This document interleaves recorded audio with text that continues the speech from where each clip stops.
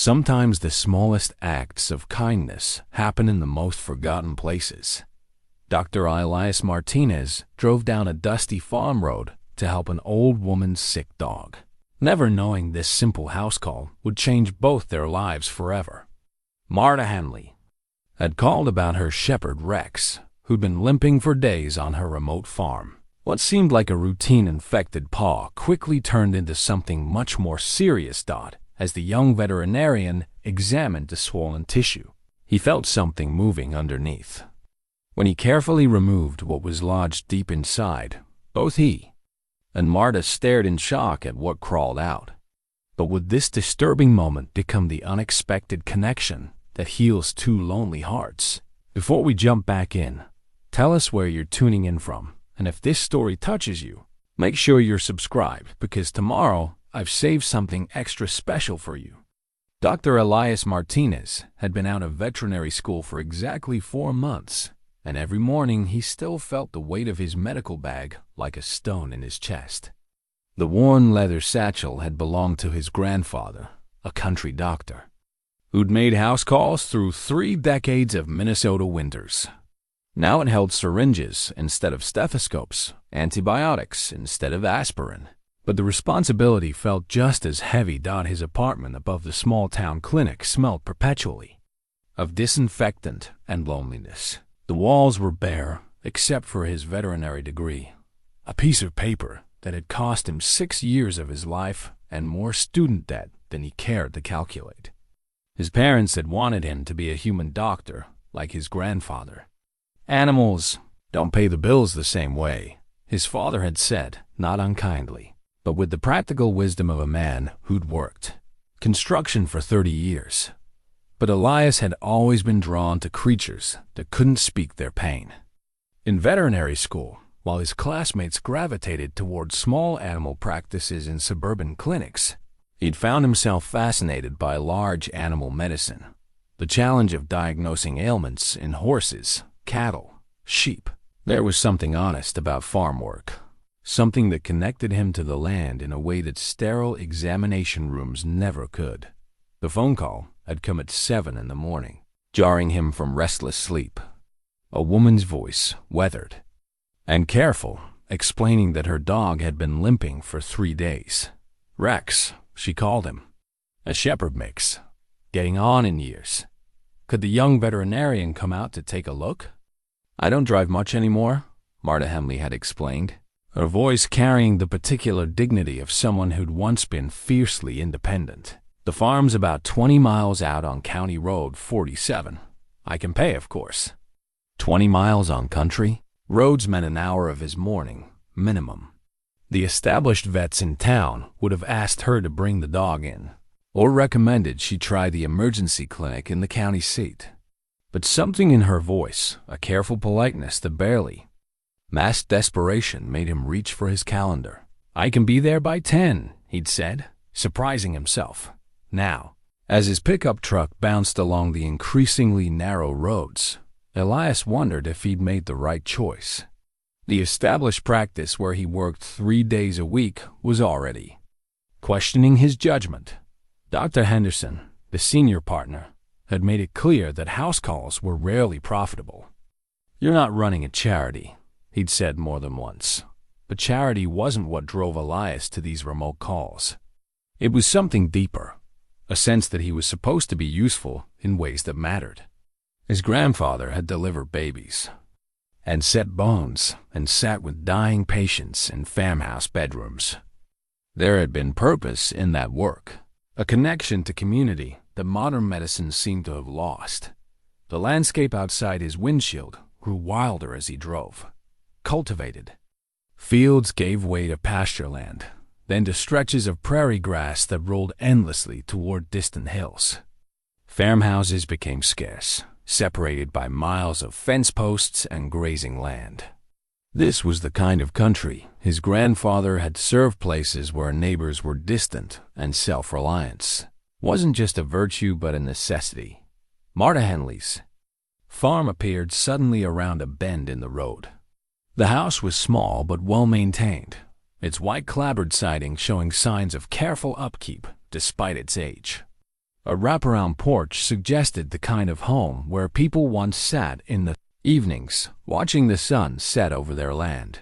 The barn was older, its red paint faded to the color of dried blood, but the roof was sound and the doors hung straight on their hinges. What struck Elias immediately was the quietness.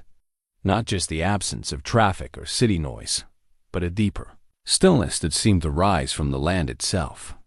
This was a place where time moved differently, where seasons mattered more than clocks, where the rhythm of life followed patterns older than anyone could remember. He parked near the house and sat for a moment, gathering his thoughts. Through his windshield, he could see movement behind the kitchen window, a figure moving with careful efficiency, preparing for his arrival. The woman who'd called him Marta Henley. He knew nothing about her except her voice and her concern for a limping dog, but already he sensed something in this place that called to him. His veterinary bag sat on the passenger seat, its leather surface scarred from his grandfather's years of service. Inside were the tools of his trade: surgical instruments, medications, diagnostic equipment. But as he looked at the farmhouse, with its tidy garden and weathered barn, Elias realized he was carrying more than medical supplies. He was carrying the legacy of healers who'd understood that doctoring meant more than treating symptoms. It meant showing up when called, offering skill and presence to those who needed both. The front door of the farmhouse opened before he'd finished gathering his equipment. A woman stepped onto the porch stall and straight-backed despite her evident age, her silver hair pulled back in a practical bun. She wore work clothes that had seen better days, but were clean and mended with care. Her hands, even at a distance, showed the calluses and competence of someone who'd spent decades working with animals and land. But it was her eyes that caught Elias's attention as he approached. They were pale blue, sharp with intelligence, but carrying something deeper, a wariness that spoke of too many disappointments, too many times when help had failed to arrive when needed most. She was evaluating him, he realized, judging whether this young veterinarian with his uncertain step and carefully neutral expression could be trusted with something precious. Dr. Martinez? Her voice carried the same careful politeness from the phone call, but now he could hear the underlying steel. This was a woman who'd learned to depend on herself, who asked for help only when absolutely necessary. Yes, ma'am. Mrs. Henley? He extended his hand, noting how her grip was firm, despite the arthritis he could see in her knuckles. Thank you for calling. Where's my patient? Something in her expression softened slightly, approval perhaps for his directness. She gestured toward the barn. Rex is in the stable. He's been favoring his left front paw for 3 days now. Won't put full weight on it. She paused, studying his face. I tried soaking it in warm salt water, but it doesn't seem to be helping. As they walked toward the barn, Elias found himself cataloging details. The pathway was worn smooth by decades of foot traffic but kept clear of weeds. The fence posts were aging but sturdy, the wire tight and properly tensioned. This was the work of someone who understood that small maintenance prevented large problems, the philosophy of a person who'd learned to make things last. How long have you had Rex? He asked, partly from professional interest and partly to fill the careful silence between them. 8 years come December. Her pace was steady but measured, and he noticed she favored her right leg slightly. Found him as a half-grown pup, dumped on the road about a mile from here. Someone's unwanted Christmas present, most likely. There was no bitterness in her voice, just a matter-of-fact acceptance of someone who'd seen too much casual cruelty to be surprised by it anymore. The barn door stood slightly ajar, and as they approached, Elias could hear movement from within, the shuffle of paws on straw, a low whine of greeting. Mrs. Henley pushed the door wider, and the smell of hay and animal warmth enveloped them. It was a good smell, clean and honest. Speaking of proper care and attention, Rex was waiting in a loose box stall, his tail wagging despite his obvious discomfort. He was a beautiful dog, the intelligent eyes and noble bearing of a German shepherd mixed with something gentler, perhaps golden retriever. His coat was thick and well brushed, his body weight good despite his age. But even from across the stall, Elias could see the problem. The dog was holding his left front paw at an odd angle, keeping it slightly raised even while standing. "Hello, boy," Elias said softly, approaching slowly with his hand extended. Rex sniffed carefully, then allowed himself to be petted. His tail wagged more enthusiastically, and he leaned into the attention with the grateful acceptance of an animal who'd learned to trust human kindness. "He's a good dog," Mrs. Henley said, and for the first time since his arrival, her voice carried warmth instead of careful politeness. "Never caused a moment's trouble. Good with the chickens. Keeps the coyotes away from the barn. Smart as paint and twice as loyal." Elias knelt beside the dog, running his hands along Rex's shoulders and legs. With practiced gentleness, the animal remained calm, sensing competent handling. But when Elias's fingers approached the injured paw, Rex whined softly and tried to pull away. "Easy, boy," Elias murmured. "Let me take a look." What he saw made his stomach tighten with concern. The paw was significantly swollen, the skin hot and discolored. But more troubling was the small weeping wound between the toes, irregular and infected, with edges that suggested something more complex than a simple cut or puncture. "Mrs. Henley," he said carefully, not wanting to alarm her, but needing to manage expectations. "This looks like it might be more serious than a simple injury. I'm going to need to examine this more closely, probably clean, and probe the wound. It might be uncomfortable for Rex." She nodded, her face settling into lines of resignation. "Do what you need to do, doctor. I'll hold him still." As Elias opened his medical bag and began laying out instruments, he was aware of Mrs. Henley watching his every movement. There was something in her attention that went beyond normal concern for a pet. Rex wasn't just her dog, he was her companion. Her connection to the world beyond this isolated farm. The responsibility of that relationship settled on Elias's shoulders like a familiar weight. He'd chosen this profession to help creatures who couldn't speak their pain. Now, looking at the trust in Rex's eyes and the barely concealed worry in his owner's face, Elias realized he was about to discover whether his training had prepared him for the deeper challenges of rural practice where every case mattered, not just medically, but as a measure of the bonds that held isolated communities together. The examination began with routine procedures that Elias had performed dozens of times in veterinary school. He checked Rex's temperature, listened to his heart and lungs, palpated his abdomen for any signs of systemic illness.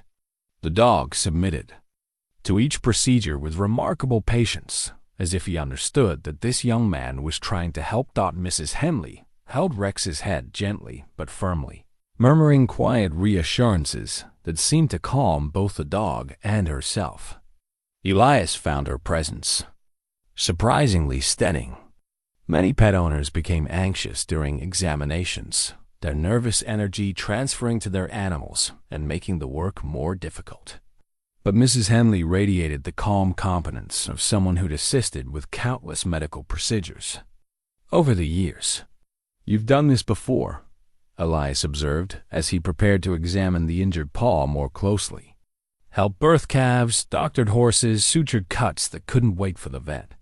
Her voice carried the matter-of-fact tone of someone recounting ordinary tasks. "My husband always said 2 pairs of hands were better than one, especially when the nearest help was an hour away." The mention of her husband was casual, but Elias caught the way her voice softened slightly on the words. Past tense, he noted.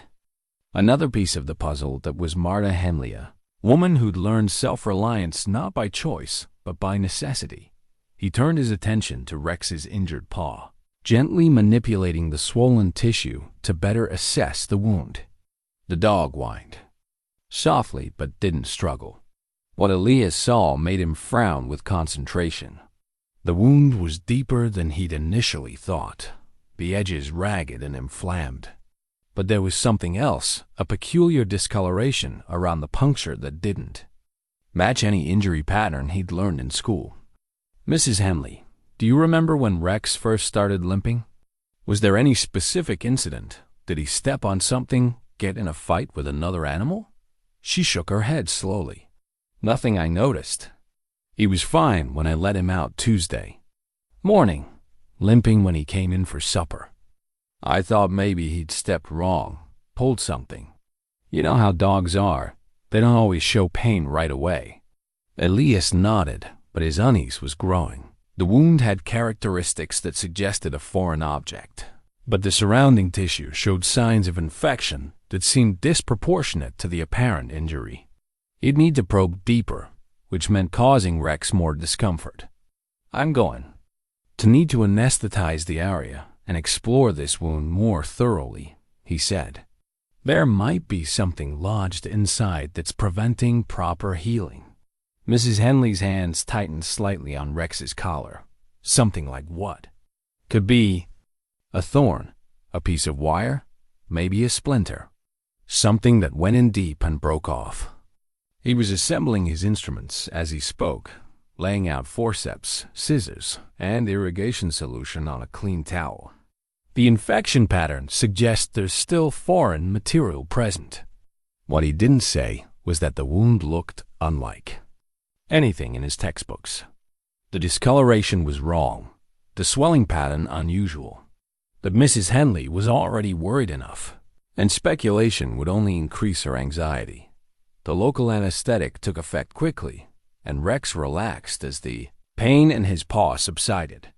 Elias began his exploration carefully, irrigating the wound to clear away pus and debris. The tissue was angry and inflamed, but as he worked deeper, he began to see the source of the problem. There was definitely something foreign embedded in the soft tissue between Rex's toes. But as he gently probed with his forceps, he realized it wasn't the piece of wire or wood splinter he'd expected. The object had an odd texture, slightly yielding but structured. And as his instruments made contact with it, he could swear he felt it move. "What is it?" Mrs. Henley asked, leaning forward to get a better view. Elias didn't answer immediately. He was concentrating on his instruments, trying to get a firm grip on whatever was lodged in Rex's paw. The forceps slipped once, twice, before finally finding purchase. When he began to withdraw the object, he felt resistance, not the mechanical resistance of an embedded splinter, but something that seemed almost alive. "Doctor?" Mrs. Henley's voice carried a note of alarm, and then Elias sighed. As the forceps slowly drew the foreign object from Rex's infected tissue, he found himself staring at something that made his medical training seem suddenly inadequate. It was an insect, or what had once been an insect, but unlike anything he'd ever seen in his entomology courses. The creature was roughly the size of a large tick, its body swollen and translucent. But instead of the familiar oval shape of common parasites, this thing was elongated, almost worm-like, with what appeared to be primitive legs clustered around its anterior end. Most disturbing of all, it was clearly alive, writhing weakly in the grip of his forceps. Mrs. Henley gasped, her hands involuntarily tightening on Rex's collar. "What in God's name is that thing?" Elias stared at the creature, his mind racing through everything he'd learned about parasites and disease vectors. Nothing in his education had prepared him for this. The thing in his forceps looked like something from a nature documentary about deep-sea creatures or exotic tropical diseases, not something that should be found in the paw of a farm dog in rural Minnesota. "Not soda. I don't know," he admitted, his voice barely above a whisper. "I'd never seen anything like it." The creature continued to move weakly, its primitive legs flexing in what seemed like distress. Its body was partially transparent, revealing internal structures that pulsed with alien rhythm. As Elias watched in fascination and revulsion, he could see what appeared to be a feeding apparatus, a proboscis-like structure, That must have been buried deep in Rex's tissue. Is it some kind of tick? Mrs. Henley asked, though her voice suggested. She already knew the answer was no. I don't think so. Elias carefully placed the creature in a specimen container, noting how it immediately began exploring its new confines with disturbing intelligence. Ticks don't burrow like this, and the body structure is all wrong. He turned his attention back to Rex's paw, irrigating the wound thoroughly and examining it for any signs that other creatures might be present. The tissue was badly damaged, where the parasite had been feeding, but the bleeding was minimal and the wound looked clean. Rex himself seemed remarkably improved. His tail was wagging again, and he was already trying to put weight on the injured paw. The good news is that Rex should heal quickly now that the foreign object is removed, Elias said, beginning to clean and bandage the wound.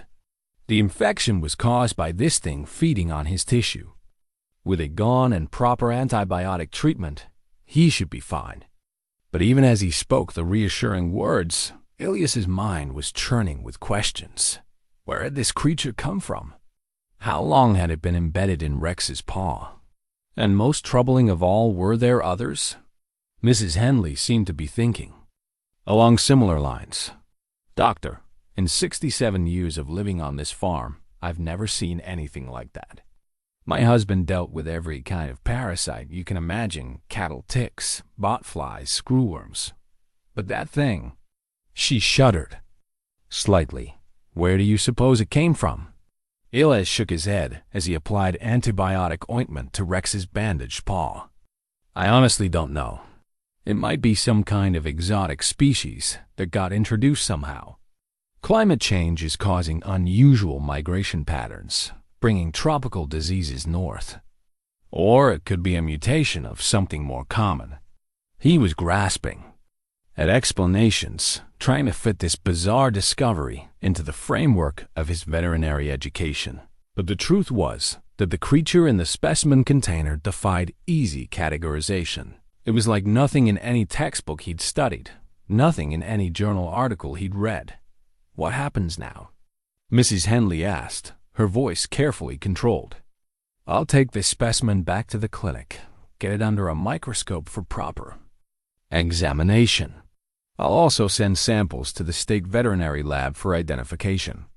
Elias was packing his instruments as he spoke, his movements automatic while his mind wrestled with the implications of what they'd found. In the meantime, Rex should be kept quiet for a few days while the wound heals. The antibiotics I'm prescribing should prevent any secondary infection. He handed her a bottle of pills and a tube of ointment, explaining the dosages and application schedule. But he could see that Mrs. Henley's attention was only partially focused on his instructions. Her eyes kept drifting to the specimen container, where the alien creature continued its weak movements. Doctor, she said suddenly, her voice carrying a note of something he couldn't quite identify, fear, perhaps, or recognition. That thing in the jar. The way it moves, the way it looks. It reminds me of something. Elias paused in his packing. What do you mean? Mrs. Henley was quiet for a long moment, her weathered fingers absently stroking Rex's head as the dog settled into a more comfortable position. When she spoke again, her voice was distant, as if she were remembering something from long ago. My grandmother used to tell stories about creatures like that. Old country stories from when she was a girl in Norway. She called them gravske grave. Worms, said they only appeared when the earth was disturbed in certain ways, when things that should stay buried were brought to the surface. She looked up at Elias, her pale blue eyes serious. Course, I never believed those old stories. Grandmother was full of superstitions, old-world nonsense. But seeing that thing, she gestured toward the specimen container. Makes you wonder if some of those old stories might have had more truth to them than we thought. Elias felt a chill that had nothing to do with the cool air in the barn. Mrs. Henley, has there been any unusual activity around your property lately? Construction, excavation, anything that might have disturbed soil that's been undisturbed. For a long time, she considered the question carefully. The county came through last month, widening the drainage ditch along the south pasture. Brought in some heavy equipment, dug pretty deep. And the Petersons' next section over have been clearing old fence lines, pulling up stumps that have been there since my grandfather's time. She paused. You think that might have something to do with this? I don't know, Elias admitted. But it's worth considering. Sometimes soil disturbance can expose things that have been dormant for years, disease organisms, parasite eggs, things that were buried and preserved in anaerobic conditions. It was a plausible scientific explanation, much more palatable than Mrs. Henley's grandmother's stories about grave worms. But as Elias looked at the creature in the specimen container still moving with its alien purpose, he found himself wondering if there might be some truth buried in those old superstitions. After all, the drive back to town was unusually quiet, broken only by the sound of his truck's engine and the occasional rattle of the specimen container on the passenger seat. Elias found his eyes drawn repeatedly to the jar, watching the creature's movements with a mixture of scientific curiosity and something deeper, an unease that seemed to settle in his bones. By the time he reached the clinic, he'd made a decision. This case was beyond his experience, but it wasn't beyond investigation. He would document everything, photograph the specimen, send samples to every laboratory that might be able to provide answers. Whatever this creature was, wherever it had come from, he was going to find out, because something told him that Rex's infected paw was just the beginning. The specimen was still alive when Elias reached his clinic, its movements slower but persistent within the sterile confines of the container. Under the microscope, the creature revealed details that only deepened the mystery. Its body showed segmentation unlike any known parasite, and what he'd taken for primitive legs were actually complex feeding appendages equipped with tiny, hook-like structures designed for anchoring in tissue. Dr. Henderson arrived just as Elias was photographing the specimen through the microscope's camera attachment. The senior veterinarian took one look at the images on the computer screen and whistled low under his breath. Where the hell did you find that thing? Henderson asked, adjusting his glasses to peer more closely at the screen. Embedded in a dog's paw. Farm call out on County Road 47. Elias printed several photographs and began labeling them for his case file. Patient is responding well to treatment, but I've never seen anything like this parasite. Henderson studied the images with growing concern. Neither have I, and I've been practicing for 32 years. This looks like something from a tropical disease textbook. He paused, frowning. You said County Road 47. That's the Henley place. Isn't it? You know Mrs. Henley? Marta's been out there since before I started practice. Good woman, tough as nails. Lost her husband about 5 years ago to cancer. She doesn't call for help unless she really needs it. Henderson looked back at the specimen container, where the creature was now moving in slow, deliberate circles. This thing was really inside her dog? Elias nodded, then explained the extraction procedure and the condition of the surrounding tissue. As he spoke, he found himself thinking about Mrs. Henley's reaction to the discovery, her immediate recognition that this was something wrong, something that didn't belong in their familiar world. I want to send samples to the state lab, Elias said. Also to the University Extension Office and maybe the CDC if they'll accept veterinary specimens. Henderson nodded approvingly. Good thinking. Document everything. Keep detailed records. If this is some kind of new disease vector, we need to know about it. He paused, studying the younger veterinarian's face. How's the dog doing? Much better. The infection is clearing already, and he's putting weight on the paw again. Whatever that thing was doing to him, removing it made an immediate difference. And Mrs. Henley? Elias considered the question, shaken but handling it well. She mentioned some old folk tales her grandmother used to tell stories about similar creatures. Probably just coincidence, but it was an interesting connection. The phone rang before Henderson could respond, and Elias answered to find Mrs. Henley's familiar voice on the line. There was something different in her tone, not quite worry, but a careful urgency that put him immediately on alert. "Dr. Martinez? I hope I'm not bothering you, but I wanted to check on Rex's progress.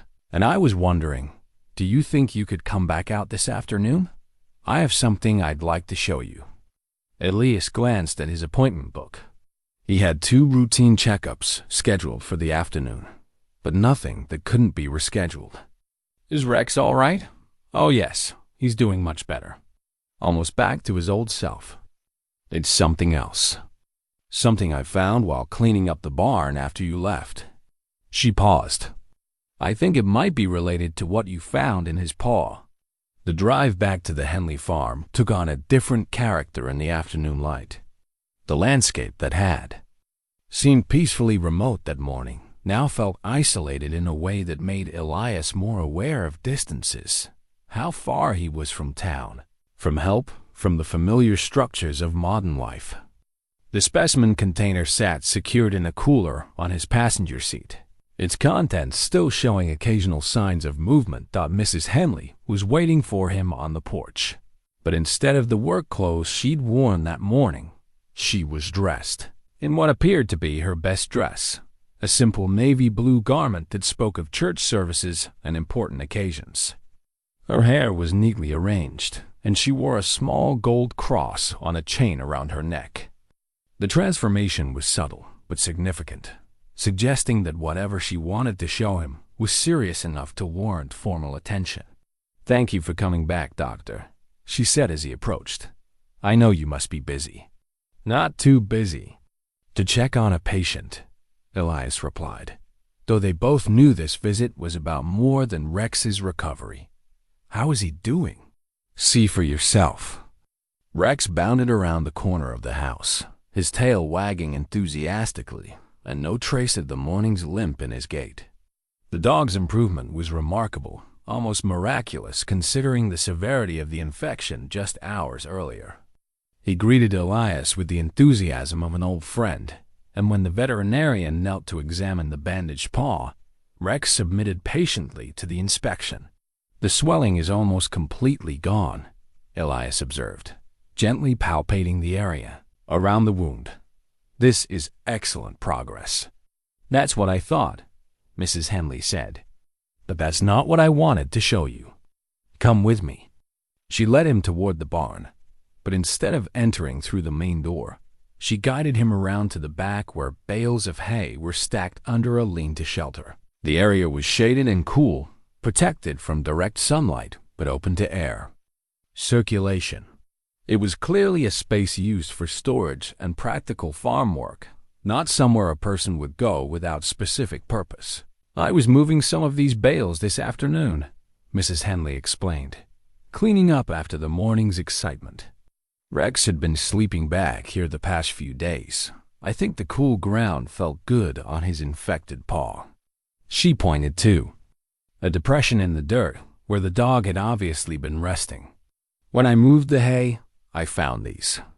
At first, Elias thought he was looking at scattered pebbles or bits of debris, but as his eyes adjusted to the shadowed space, he realized he was seeing something far more disturbing. Scattered around the area where Rex had been resting were dozens of small, dark objects, each about the size of a grain of rice, but with the unmistakable segmentation and structure of insect larvae. Mrs. Henley handed him a flashlight, and under its focused beam, the true nature of the discovery became clear. These weren't random insects that had wandered into the barn. They were larvae, immature forms of whatever creature he'd extracted from Rex's paw. And they were everywhere, scattered through the dirt and debris like seeds waiting to sprout. "My God," Elias whispered, kneeling for a closer examination. "There must be 50 of them here." 63, Mrs. Henley said quietly. "I counted." The larvae showed signs of recent hatching. Their bodies were soft and pale, indicating they hadn't been exposed to air for long. But even in their immature state, Elias could see the characteristic segmentation and appendage structure that marked them as relatives of the creature he'd removed from Rex's paw. "Mrs. Henley," he said slowly, his mind racing through the implications. "I think that thing in Rex's paw wasn't just feeding on him. It was using him as an incubation host." She nodded grimly. "That's what I was afraid of. But there's something else, Doctor. Something that has me really worried." She led him to a spot near the barn's foundation where the ground showed signs of recent disturbance. The earth was soft and dark, as if something had been burrowing up from below. Around the disturbed area, Elias could see more of the rice-sized larvae, but these appeared older, more developed than the ones they'd found near Rex's resting spot. "This wasn't here yesterday," Mrs. Henley said. "The ground was solid, packed down from years of foot traffic. But this morning, after you left, I noticed it was soft and churned up, like something had been digging up from underneath." Elias examined the disturbed earth more closely, noting the way the soil seemed to have been pushed upward rather than dug down into. Whatever had caused this disturbance had come from below, emerging from deeper layers of earth that should have been undisturbed for decades. "Mrs. Henley, you mentioned that the county had been doing drainage work in your south pasture. How close was that excavation to this area?" She considered the question, her brow furrowed in concentration. "Maybe a quarter-mile. They dug pretty deep for the drainage tiles 6-8 feet down in some places. And they used some heavy equipment, really shook the ground for several days."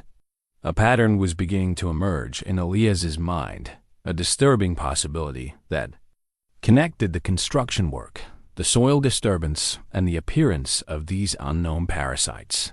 If these creatures had been dormant in deeper soil layers, heavy excavation work could have disrupted their environment, forcing them to migrate upward through underground pathways. "I think we need to collect some of these larvae for examination," he said, pulling sample containers from his veterinary bag. "And I want to test the soil as well.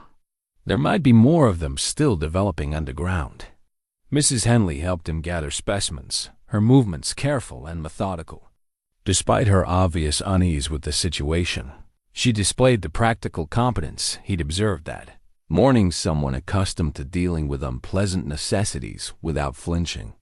"Doctor," she said as they worked, "I've been thinking about those old stories my grandmother used to tell, about the gravskade, the grave worms.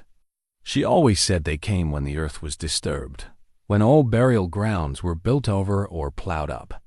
She paused in her collection work.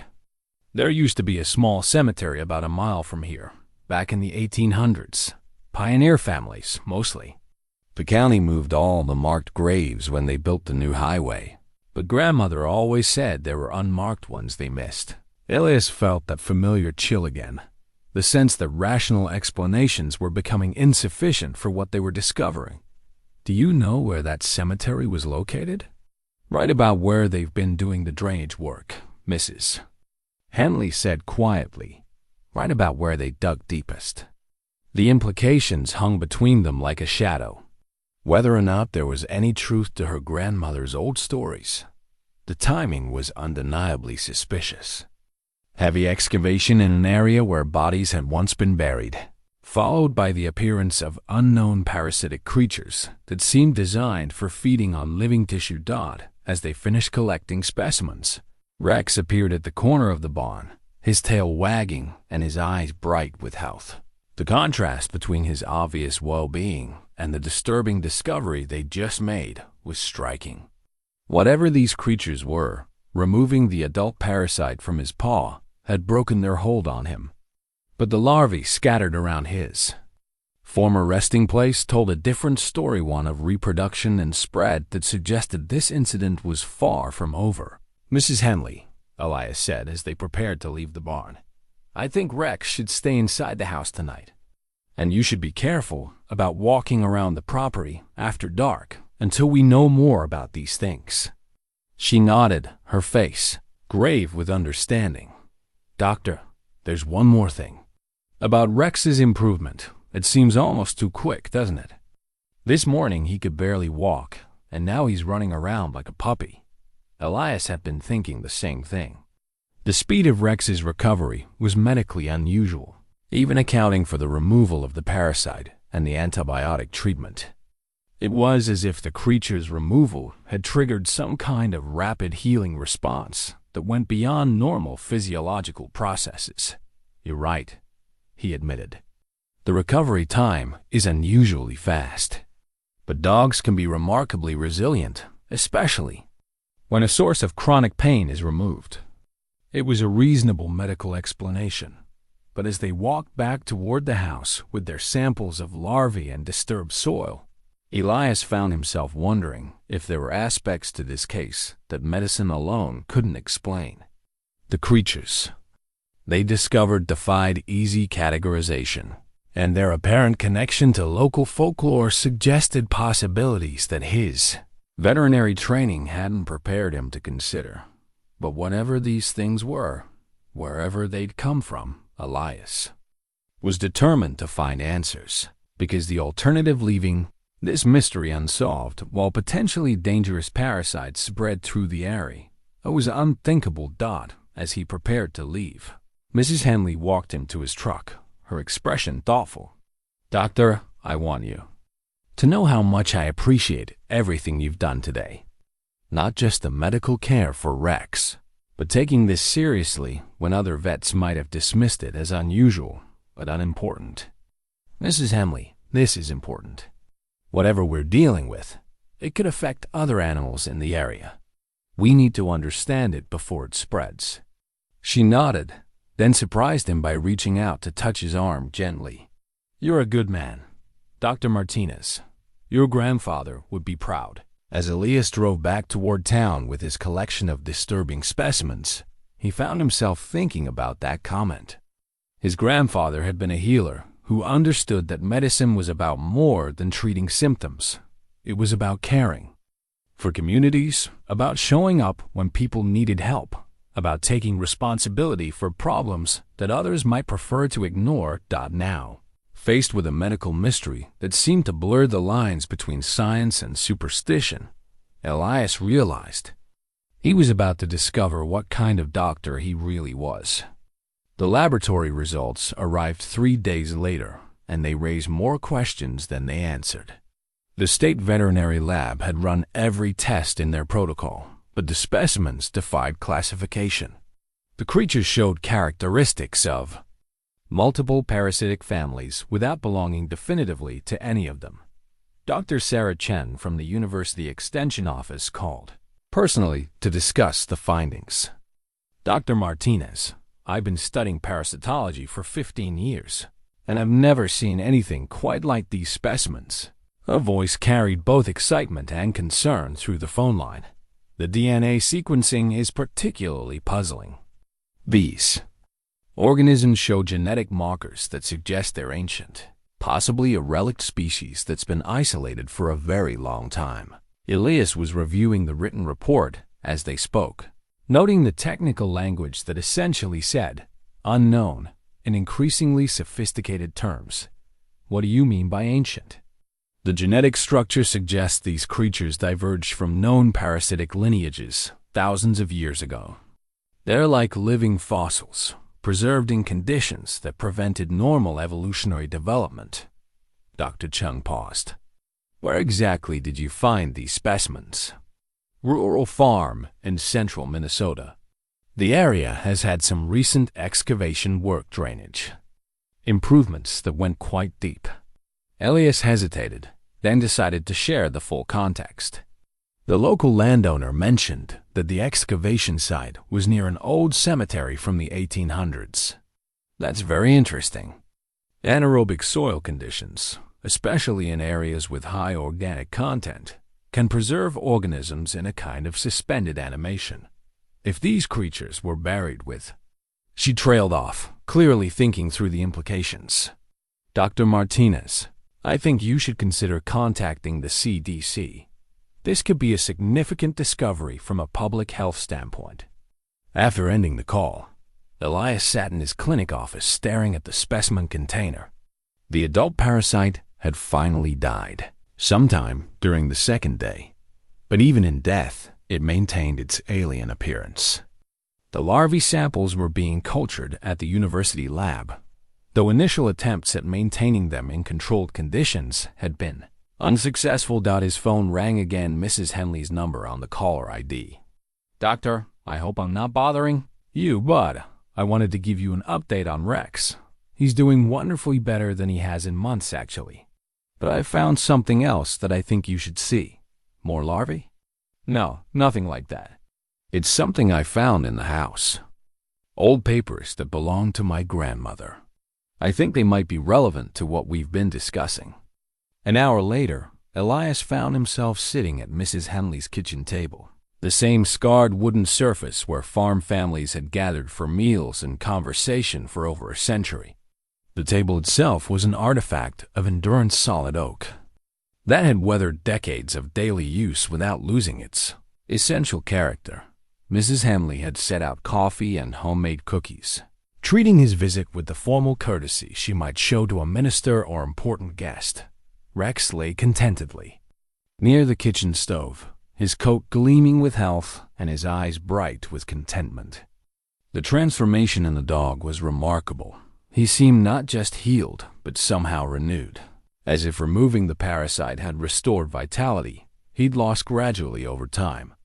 "I've been going through grandmother's papers," Mrs. Henley explained, gesturing to a wooden box filled with yellow documents and handwritten pages. "After what we found in the barn, I kept thinking about those old stories she used to tell. I thought maybe she'd written some of them down." She pulled out a leather-bound journal, its pages brittle with age but still legible.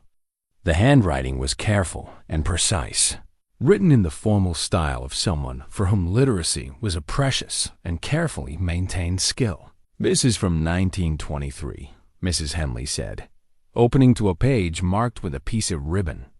"Grandmother wrote about an incident that happened when she was helping to move the old cemetery.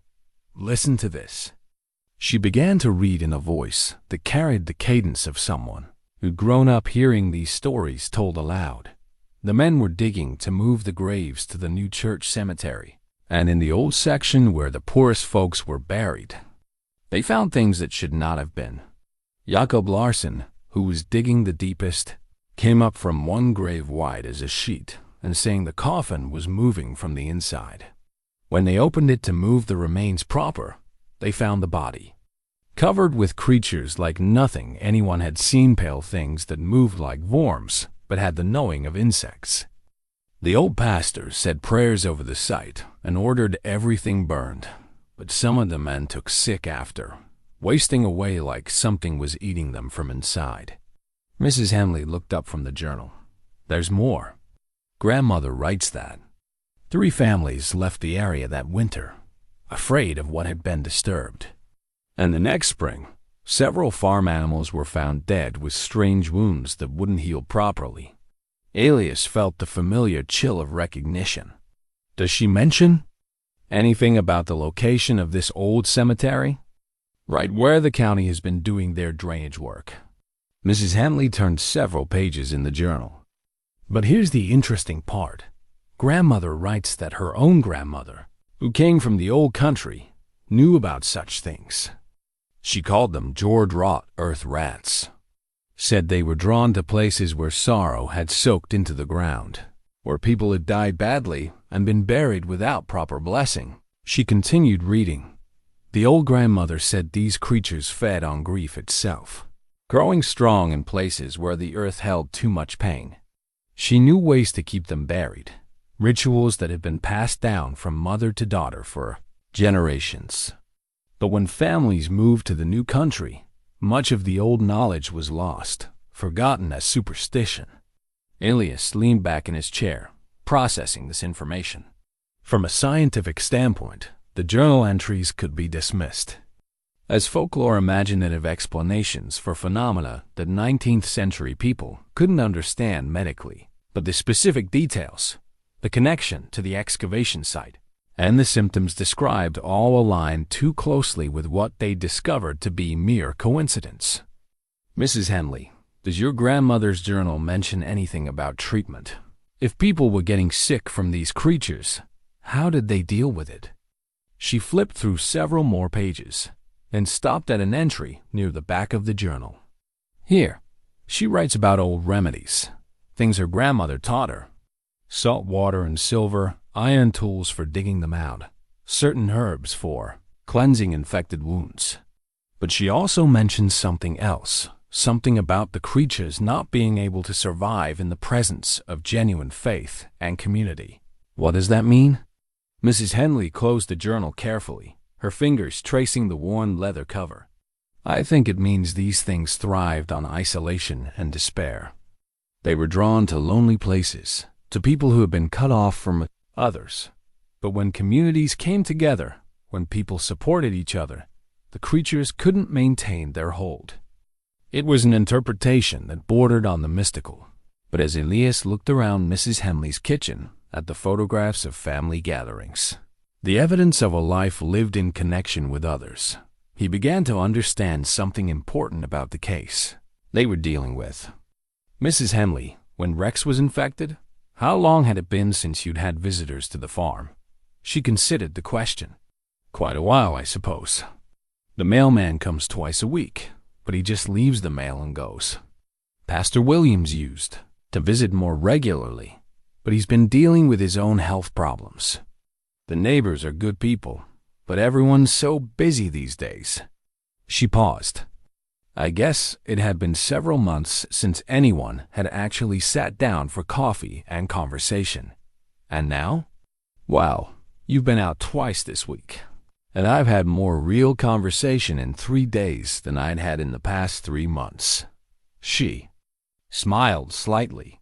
Rex seems to have picked up on the change too. He's more alert, more engaged. Dogs are sensitive to their owner's emotional state. Elias nodded, beginning to see a pattern that went beyond simple medical treatment.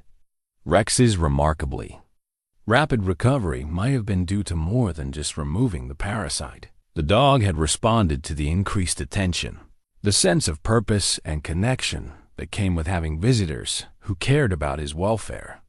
There's something else in Grandmother's journal that I think you should hear, Mrs. Henley said, opening to another marked page. She writes about a family that dealt with these creatures successfully. They didn't try to fight them alone. They brought in the whole community. Everyone worked together, sharing knowledge and resources until the infestation was completely eliminated. She read, the Anderson family had the worst of it, with 3 children falling sick and their livestock dying. But when the whole settlement came together, bringing remedies, taking turns watching the sick, making sure no one faced the trouble alone, the creatures seemed to lose their power. Within a fortnight, the children were well and the land was clean again. It was an account that challenged everything Elias had learned about disease management, but it also suggested possibilities he hadn't considered. Perhaps the key to dealing with these parasites wasn't just medical treatment, but something broader: community response, social connection, the kind of support that prevented isolation and despair from taking hold.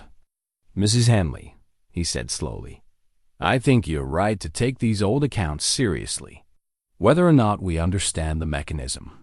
There seems to be something about community involvement that affects how these creatures spread and survive. She nodded. That's what I've been thinking too. And doctor, I want you to know that having you take this seriously, having someone to share the concern with, has made all the difference. I don't feel alone with this problem anymore. As if responding to his name, Rex raised his head from his resting spot and looked at them both with bright, intelligent eyes. His tail thumped against the floor, not the anxious beating of a nervous animal, but the contented rhythm of a dog who felt secure in his pack. I've been thinking, Mrs. Henley continued, about what Grandmother wrote regarding community response. Maybe we should consider talking to some of the other landowners in the area.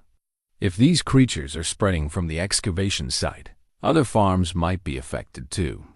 It was a logical suggestion, but Elias found himself hesitating, approaching other farmers with stories about unknown parasites and 19th century folklore would require a delicate touch. Rural communities could be suspicious of outsiders bringing alarming news, especially when that news involved creatures that sounded more like horror movie monsters than legitimate veterinary concerns. "That's a good idea," he said finally, "but we'll need to approach it carefully. People are more likely to listen if we focus on the practical aspects: animal health monitoring, watching for unusual symptoms, reporting any strange findings." Mrs. Henley smiled. "Doctor, you don't know rural communities very well yet, do you? Farmers are practical people, but they also understand that the land holds mysteries. They know there are things that can't always be explained by textbooks. If we present this as a community health issue that requires everyone working together, they'll listen." She was right, and Elias realized his urban upbringing had left him with misconceptions about rural attitudes toward unusual phenomena. These were people who dealt with the unpredictable forces of weather and seasons, who understood that survival often depended on cooperation and shared vigilance. "All right," he said. "How do you suggest we start?" Mrs. Henley was already reaching for her phone book, an actual printed directory that spoke to the kind of community where people still knew their neighbors' numbers by heart. "I think we start with coffee and conversation. Invite a few folks over, share what we've learned, and see what they have to contribute. You'd be surprised how much knowledge gets passed down in farming families, knowledge that might be very relevant to what we're dealing with." As Elias prepared to leave, he found himself looking forward to this next phase of their investigation. What had started as a routine veterinary call was evolving into something more complex, a community health initiative that bridged the gap between modern medical knowledge and traditional wisdom. Rex followed them to the door, his movement fluid and pain-free. As Elias knelt to give the dog a final examination, he was struck again by the completeness of the recovery. Whatever these creatures were, whatever hold they'd had on their host, that connection had been thoroughly broken. "Mrs. Henley," he said as he stood, "I want to schedule regular follow-up visits for Rex, even though he seems completely recovered. And I'd like to continue working with you on this larger investigation. Doctor, you're welcome here anytime. This old farm hasn't had such interesting visitors in years." As he drove back to town, Elias reflected on how much his life had changed in just 3 days. He'd come to the Henley farm expecting a routine case, and instead found himself involved in a mystery that challenged everything he thought he knew about veterinary medicine. But more than that, he'd found a sense of purpose that had been missing from his work, the feeling that he was part of something larger than individual treatment protocols. His phone buzzed with a text message from his girlfriend Sarah. "Haven't heard from you in days. Everything okay?" Elias realized he hadn't thought about his relationship troubles since discovering the parasite in Rex's paw. The problems that had seemed so pressing earlier in the week, Sarah's complaints about his career choice, the pressure to move back to the city, the question of whether rural veterinary practice was really sustainable, all seemed less important now. He was beginning to understand what his grandfather had known about healing, that it was as much about connection and community as it was about medical knowledge. And for the first time since graduating from veterinary school, Elias felt like he was exactly where he belonged. The community meeting took place the following Saturday afternoon at Mrs. Henley's kitchen table, though the gathering quickly outgrew the original space and moved to the front porch. 7 neighboring families had responded to her calls, bringing with them the kind of practical curiosity that characterized rural communities when faced with unusual problems. Elias had spent the week preparing for questions, organizing his medical findings into language that would be accessible without being condescending. But as he looked at the assembled group farmers whose families had worked this land for generations, people whose understanding of animal behavior and land management far exceeded his own, he realized his role was as much listener as educator. Tom Peterson, whose farm bordered the excavation site, spoke first. "Marta mentioned you found something unusual in Rex's paw. We've had some strange happenings over our way, too. Lost 3 chickens last week to something that wasn't any predator I've ever seen." His wife, Ellen, nodded grimly. "Found them in the coop, but they weren't torn up like when foxes or raccoons get in. They looked like they just wasted away. But there were these small wounds on their legs that wouldn't heal properly." Elias felt his pulse quicken. "Could you describe these wounds?" "Small punctures, like something had been feeding on them gradually. We treated them with antibiotic ointment, but they kept reopening." Tom pulled out his phone, scrolling through photos. "I documented them because I was planning to call the extension office if we lost any more birds." The images on Tom's phone showed exactly what Elias had feared: infected puncture wounds with the characteristic discoloration and swelling he'd seen in Rex's paw. More disturbing was the pattern of the wounds, multiple sites on each bird, that suggested prolonged infestation rather than acute injury. "Tom, did you notice any behavioral changes in the affected chickens before they died?" Elias asked. "That's the strangest part," Ellen replied. "They became listless, stopped socializing with the rest of the flock, just sat by themselves in corners of the coop, like they'd given up."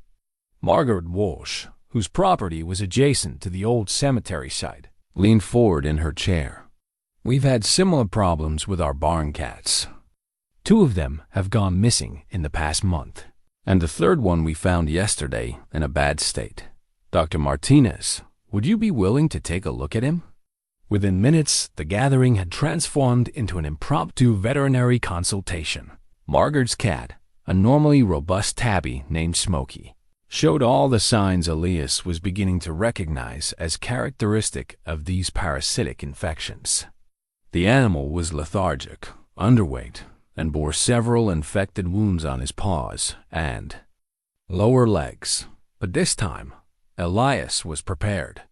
He brought a comprehensive field kit based on what he'd learned from Rex's case, including specialized forceps for parasite extraction and a more powerful local anesthetic. Working on Mrs. Henley's porch with the assembled neighbors watching, he carefully examined Smokey's wounds.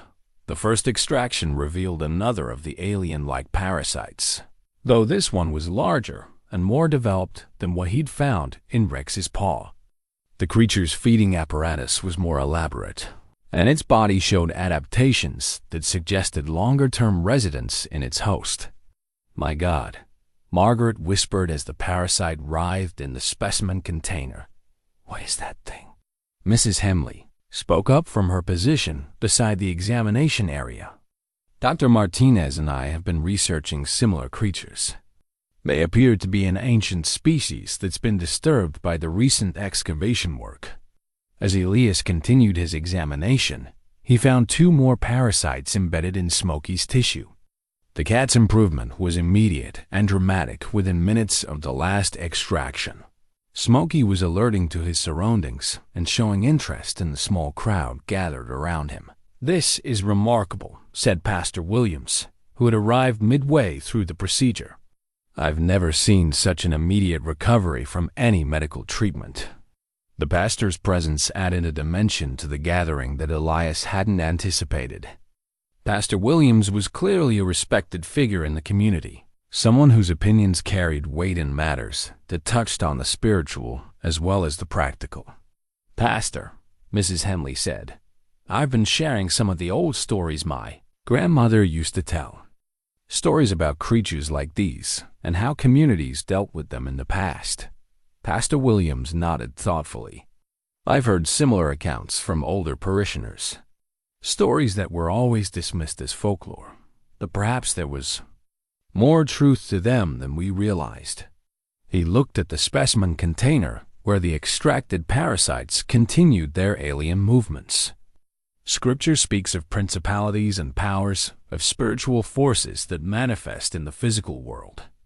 Perhaps these creatures represent something that exists at the intersection of the natural and spiritual realms. It was an interpretation that might have seemed out of place in a modern medical context. But here on Mrs. Henley's porch, surrounded by people whose lives were intimately connected to the rhythms of land and season, it felt like a natural part of the discussion. Tom Peterson spoke up again. The question is, what do we do about it? If these things are spreading from the excavation site, how do we protect our animals and property? And our families, Ellen added quietly. If they can infest animals this way, what's to stop them from affecting people? It was a sobering question that Elias had been avoiding. The parasites showed clear adaptations for feeding on mammalian tissue, and there was nothing in their biology that would necessarily limit them to non-human hosts. That's why we need to work together, Mrs. Henley said. My grandmother's journal talks about communities that successfully dealt with these infestations, but they did it by supporting each other, by making sure no one faced the problem alone. Margaret Walsh was gently stroking Smokey, who was now purring contentedly in her lap. What does that mean practically? How do we support each other? Mrs. Henley looked around the group, her gaze settling on each face in turn. It means regular contact, checking on each other's animals and property. It means sharing information and resources. And it means being willing to ask for help when we need it. Like a phone tree, Ellen suggested. We could set up a system where everyone checks in with their neighbors regularly. If someone notices unusual animal behavior or finds evidence of these parasites, they alert the network. Pastor Williams nodded approvingly. The early Christian communities operated on similar principles: shared vigilance, mutual support, collective response to threats that individuals couldn't handle alone. As the afternoon progressed, the gathering evolved into a planning session. They established a communication network, with Mrs. Henley's house serving as a central coordination point. Elias agreed to provide veterinary services to any animals showing signs of infestation, while Tom Peterson volunteered to organize regular property inspections of the most vulnerable areas. But perhaps most importantly, they established a social structure that addressed what Mrs. Henley's grandmother had identified as the creature's primary enabler: isolation. No family would face this problem alone. Regular visits, shared meals, and community work sessions would ensure that everyone remained connected to the larger network of support. There's something else we should consider, Pastor Williams said, as the meeting began to wind down. These creatures seem to be drawn to places where sorrow has accumulated, where people have suffered without community support. Perhaps part of our response should involve healing those old wounds. He explained his thinking. If the excavation site was indeed an old cemetery, there may be unmarked graves there. People who were buried without proper ceremony, without community acknowledgement of their passing. Perhaps we should consider holding a memorial service, a formal recognition of those forgotten dead. It was a suggestion that bridged the practical and spiritual aspects of their situation. Whether or not there was any literal truth to the idea that these parasites fed on accumulated sorrow, the act of community remembrance would strengthen the social bonds that seemed to be their most effective defense. Mrs. Henley stood to refill coffee cups, her movements reflecting the satisfaction of someone who had found purpose after a long period of isolation. I think that's an excellent idea, Pastor. And I think we should invite the county officials who ordered the excavation work. They should understand what their project has disturbed. As the gathering finally broke up, with families departing, in the golden light of late afternoon, Elias found himself reflecting on what had been accomplished. They had transformed an individual medical mystery into a community health initiative, drawing on both modern veterinary knowledge and traditional wisdom to develop a comprehensive response strategy. But more than that, they had created something that had been missing from the area: a sense of shared purpose and mutual responsibility that connected neighbors across property lines and generational differences. Margaret Walsh approached him as he was packing his veterinary equipment. "Dr. Martinez, I want to thank you for taking this seriously." Another vet, might have treated Smokey's symptoms without looking for the deeper cause. Mrs. Walsh, I have to admit that a week ago, I wouldn't have known what to look for. This has been a learning experience for all of us. She smiled. That's what makes you a good doctor.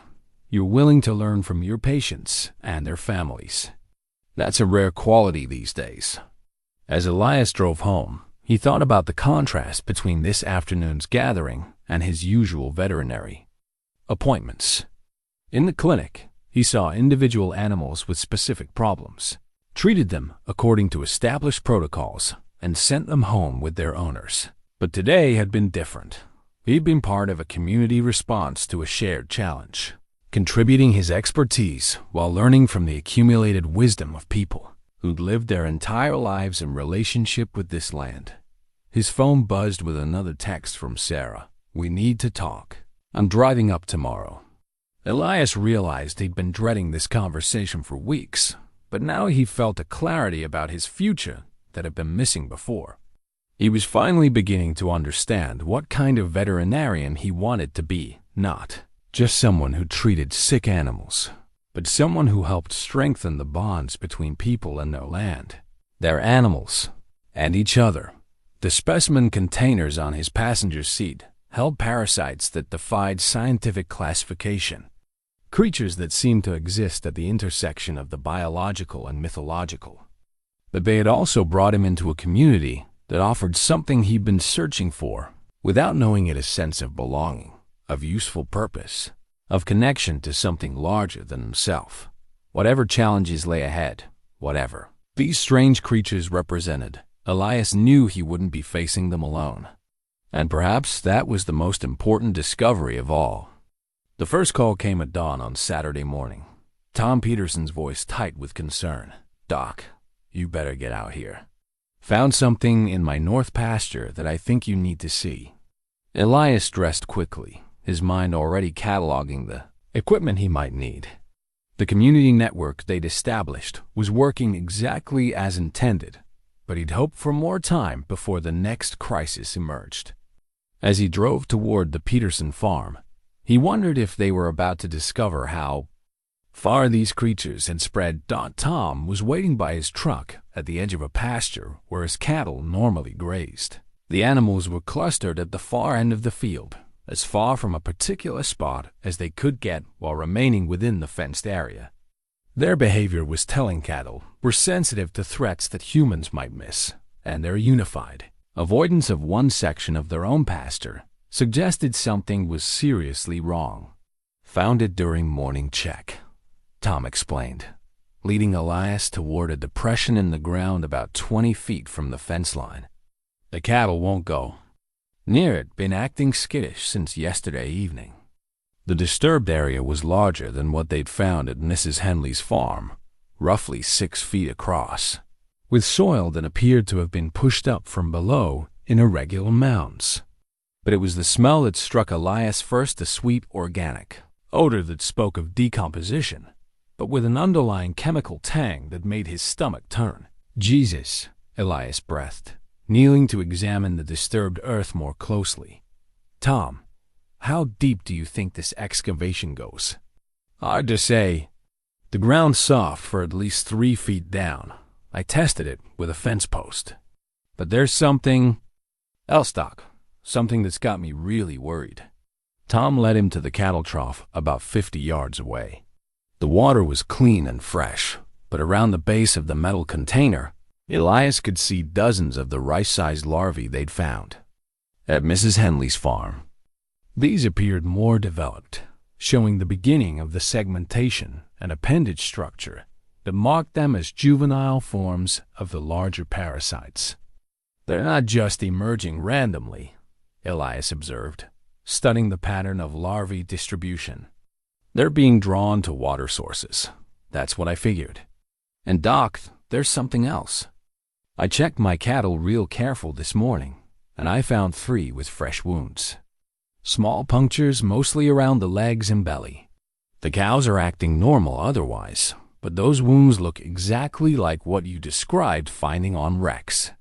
The implications were staggering. If the parasites were actively seeking out new hosts and had discovered how to target larger animals, the threat was expanding beyond anything they'd initially imagined. Elias collected samples of the larvae and photographed the disturbed ground, but his mind was already racing ahead to the larger questions. "Tom, I think we need to call an emergency meeting today. Everyone who was at Mrs. Henley's yesterday, plus anyone else who might be affected." "I'll make the calls," Tom agreed. "But Doc, there's one more thing you should know. I talked to my cousin over in Clearwater County this morning, mentioned what we've been dealing with. He says they've had problems, 2 livestock getting sick. Unusual deaths, things that don't make medical sense. Started about 2 weeks ago, right after they finished some highway construction that went through what used to be an old settlement area. The pattern was expanding beyond their immediate community, suggesting a problem that could affect the entire region. As Elias drove back toward town to gather additional supplies, he called Dr. Henderson to update him on the developing situation. The senior veterinarian's response was immediate and concerned. "Elias, this is getting beyond what we can handle at the local level.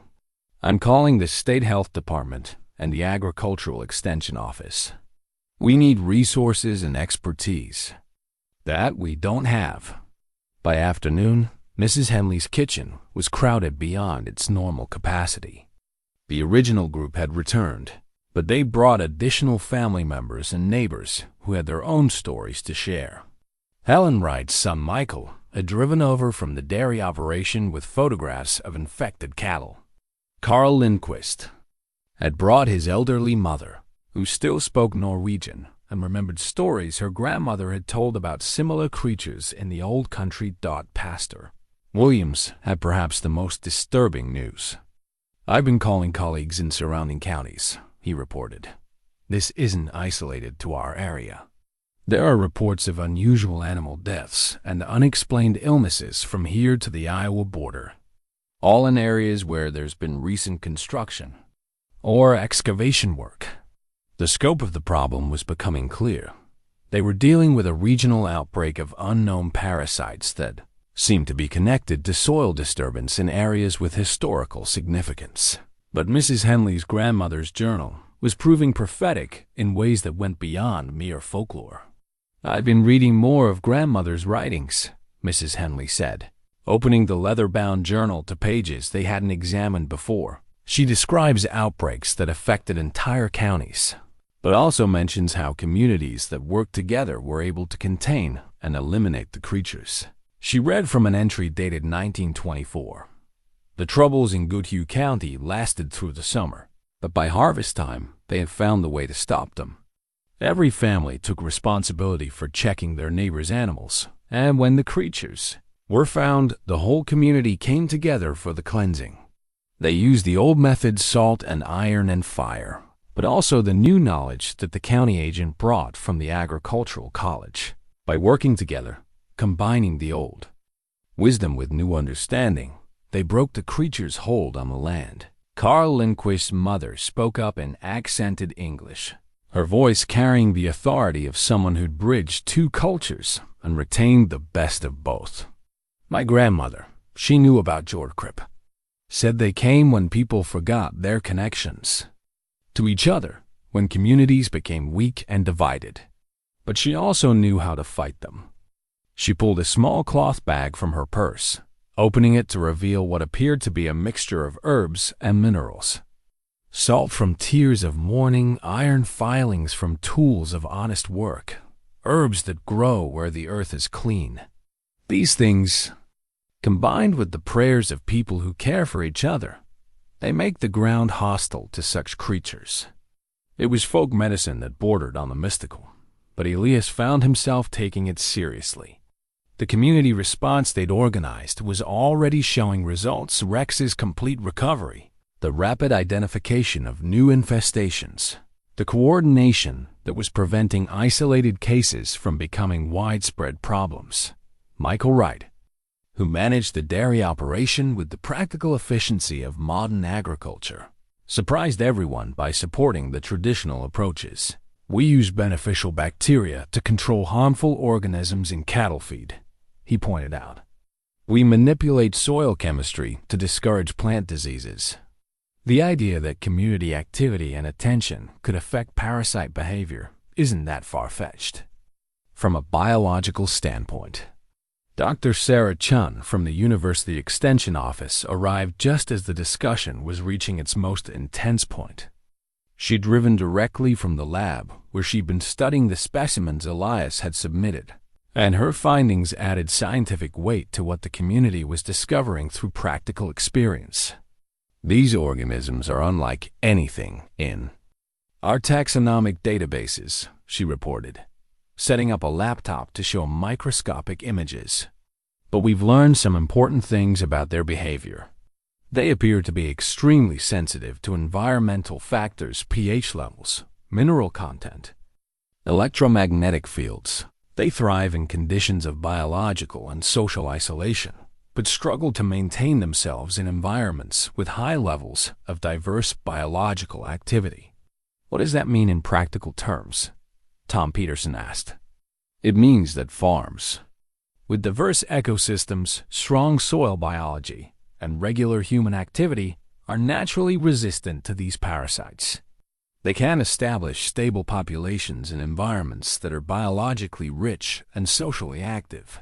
It was scientific confirmation of what Mrs. Henley's grandmother had written a century earlier.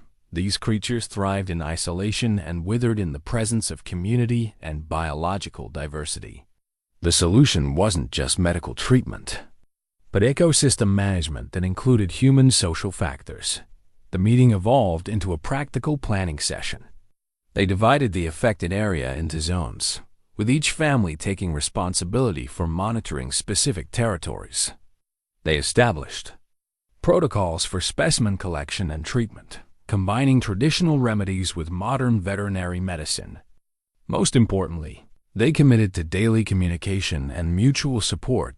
Pastor Williams volunteered to coordinate with other religious communities, using church networks to spread information and organize responses across county lines. The Mackenzies, with their background in urban planning, offered to create maps and documentation systems that could track the spread and help identify patterns. But it was Mrs. Henley who provided the most crucial insight. Grandmother writes that the most important thing is not to let fear separate us, she said, reading from the journal's final entries about the creatures. These things feed on isolation and despair. When communities stay connected, when people care for each other and their animals, the creatures lose their power to establish themselves. As the afternoon wore on, Elias found himself witnessing something remarkable.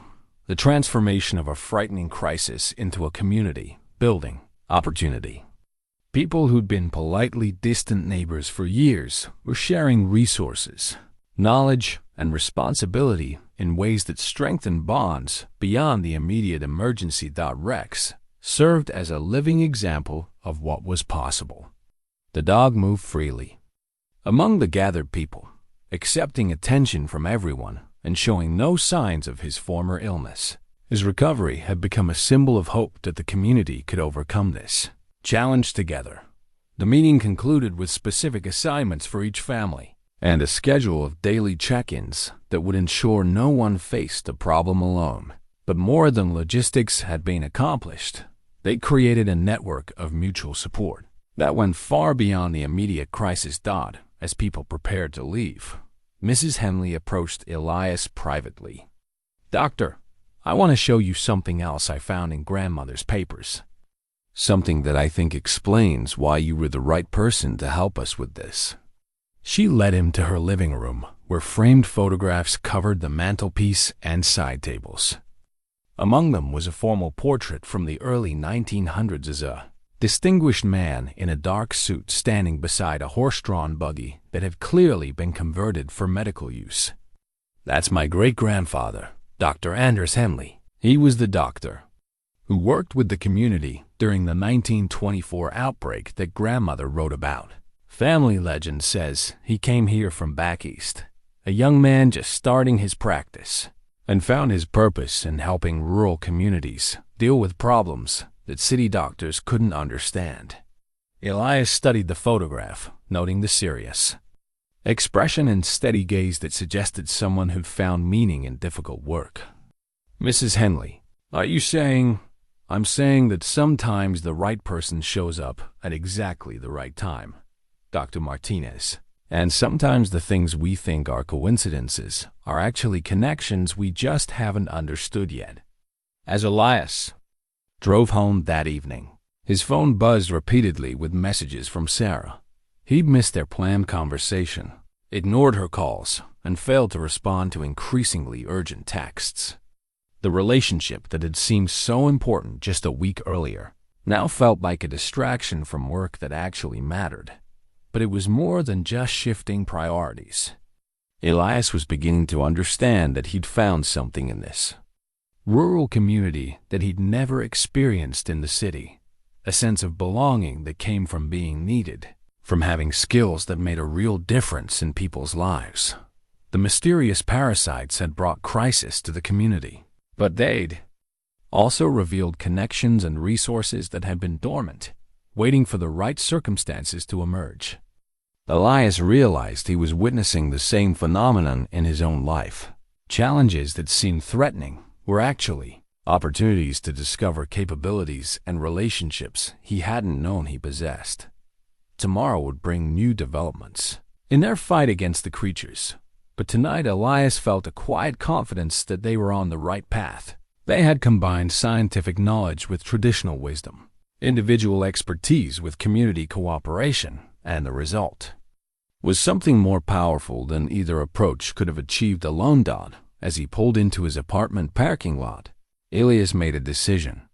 He would call Sarah in the morning and explain that his life was taking a direction she probably wouldn't understand or support. It would be a difficult conversation, but it was necessary. He'd found his calling in this community of farmers and neighbors who understood that healing required more than medical knowledge. It required connection, commitment, and the kind of care that could only be sustained by people who genuinely cared about each other's welfare. The parasites had intended to divide and weaken their victims through isolation. Instead, they'd catalyze the formation of bonds that would outlast any crisis. The call came at 4 in the morning on Tuesday, Mrs. Henley's voice shaking with a distress he'd never heard before. Through the crackling connection, he could hear Rex whimpering in the background, a sound that sent ice through his veins. "Doctor, I need you to come right away." "Something's wrong with Rex, but it's not what you think. Please hurry." Elias dressed in the dark and drove through empty roads with his emergency kit, his mind racing through possibilities. Rex had been the success story of their battle against the parasites, completely recovered, energetic, healthy. If the creatures had somehow re-established themselves in his system, it would mean their understanding of the threat was fundamentally flawed. The Henley farmhouse was blazing with lights when he arrived, every window illuminated against the pre-dawn darkness. Mrs. Henley met him at the door, still in her nightgown and robe, her silver hair disheveled and her eyes red with tears she was fighting to control. "He's in the kitchen," she said without preamble.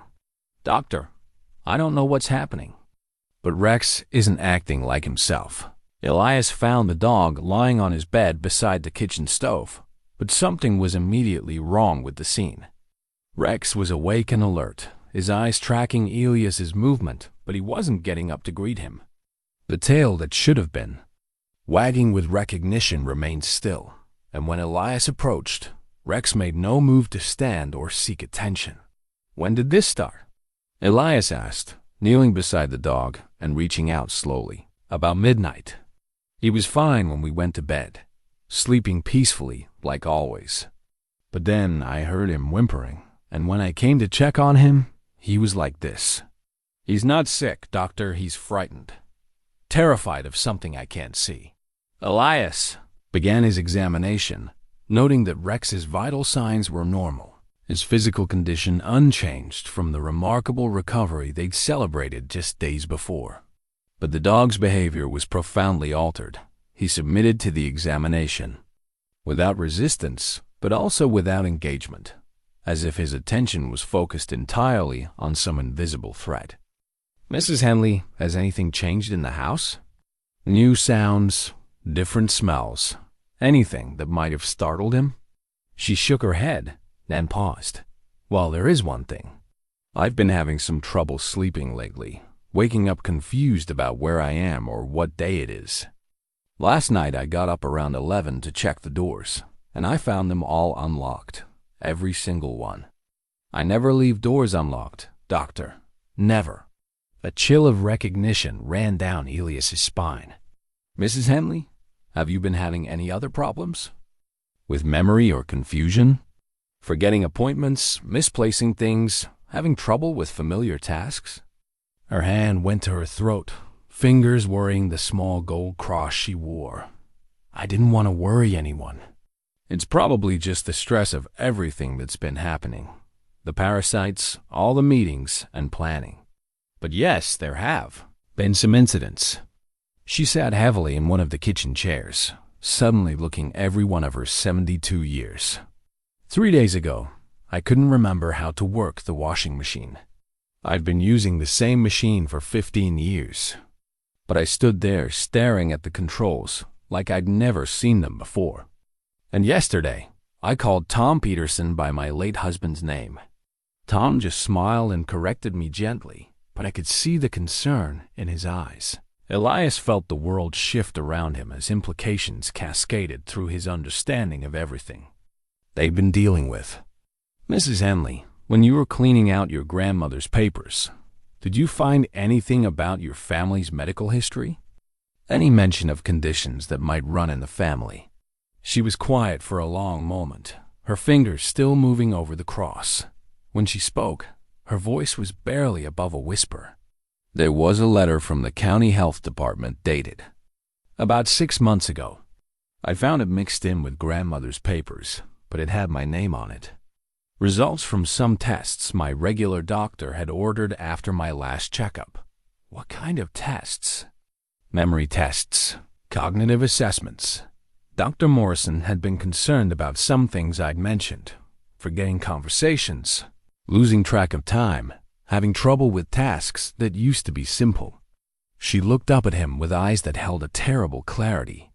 "The letter said I was showing early signs of dementia, doctor.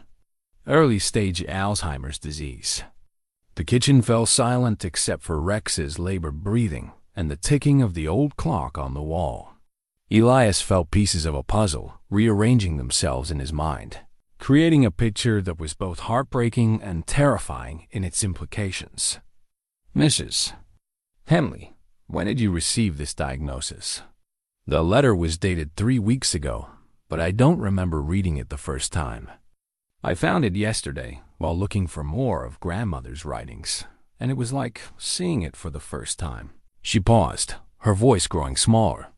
"Doctor, I think I've been forgetting that I have memory problems. Does that make sense?" It made perfect sense, and it explained so much about the past week that Elias had interpreted as courage and resilience. Mrs. Henley hadn't been hiding her diagnosis from the community. She'd been forgetting it, losing track of the medical reality even as she dealt with its daily effects. "Rex has been watching over you," Elias realized. "Dogs can sense cognitive changes in their owners.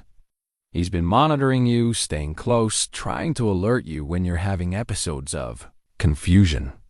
That's why he's so frightened now," Mrs. Henley said, reaching down to stroke the dog's head with trembling fingers. "He knows something is wrong with me, something he can't protect me from. Poor boy has been trying to take care of me, and I've been too confused to understand." The implications extended far beyond Mrs. Henley's personal situation. Her leadership in organizing the community response to the parasites, her clear thinking about traditional remedies, her ability to connect historical accounts with current problems, all of it had been accomplished by someone in the early stages of a degenerative brain disease. "Mrs. Henley, this doesn't change anything about what we've accomplished together. Your insights have been crucial to our understanding of these creatures. But it changes everything about what happens next, doesn't it? Her voice carried the practical acceptance he'd come to associate with her approach to difficult realities. I can't continue to live alone out here. Can't be responsible for monitoring livestock health or coordinating community responses. I'm becoming unreliable. Doctor, and in a crisis situation, unreliable people are dangerous. Elias wanted to argue, to find ways around the harsh logic of her assessment, but he knew she was right. Early-stage dementia was progressive and unpredictable. The woman who'd shown such clarity and leadership just days before might become confused and disoriented without warning. Have you talked to your family about this? I don't have much family left. A nephew in California who calls twice a year, some distant cousins I haven't seen in decades. She was quiet for a moment. Tom Peterson and his wife have been like family to me, and Pastor Williams has been wonderfully supportive. But I can't ask neighbors to take on the responsibility of caring for someone with dementia. What about assisted living facilities?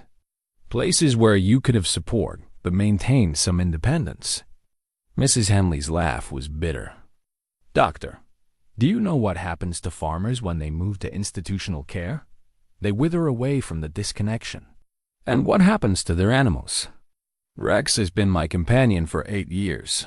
Who's going to want to adopt an aging dog? With a history of exotic parasite infections? The cruelty of the situation was staggering. Mrs. Henley faced losing not just her independence and her home, but her connection to the community she'd helped organize and the animal who'd been her closest companion. The diagnosis that should have brought support and resources instead threatened to destroy everything that gave her life meaning. Rex seemed to sense the gravity of their conversation. He struggled to his feet and moved closer to Mrs. Henley, pressing against her legs with the desperate affection of an animal who understood that change was coming. She buried her fingers in his thick coat, and for the first time since Elias had known her, she allowed tears to fall openly. I'm sorry, doctor. I should have told you about the diagnosis from the beginning. If I'd been thinking clearly, I would. I've realized that someone with early dementia shouldn't be making decisions that affect the whole community. Mrs. Henley, your condition doesn't invalidate your contributions. You've helped solve a regional health crisis and organized a response. That's saving animals throughout the area. The insights from your grandmother's journal have been invaluable, but it does mean I can't continue. The parasites are still out there, still spreading, and the community needs reliable leadership. I won't be able to provide that much longer. Elias felt the weight of responsibility settling on his shoulders in a new way. He'd been thinking of himself as a supporting player in Mrs. Henley's leadership of the community response. Now it appeared that role would fall to him, just as the crisis was entering its most challenging phase. Mrs. Henley, what if there were ways to keep you connected to the community while ensuring you have the support you need? What if we could find solutions that don't require you to give up everything at once? She looked at him with a mixture of hope and skepticism. What kind of solutions? I don't know yet. But I think the same community that came together to fight the parasites might be able to come together to support one of their own through a health challenge. Rural communities have been caring for aging members for generations. There might be ways to do it that preserve your dignity and maintain your connections. It was an optimistic assessment based more on hope than practical knowledge. But as Elias spoke, he could see Mrs. Henley responding to the possibility that her diagnosis didn't have to mean immediate exile from everything familiar. Rex seemed to pick up on the shift in mood.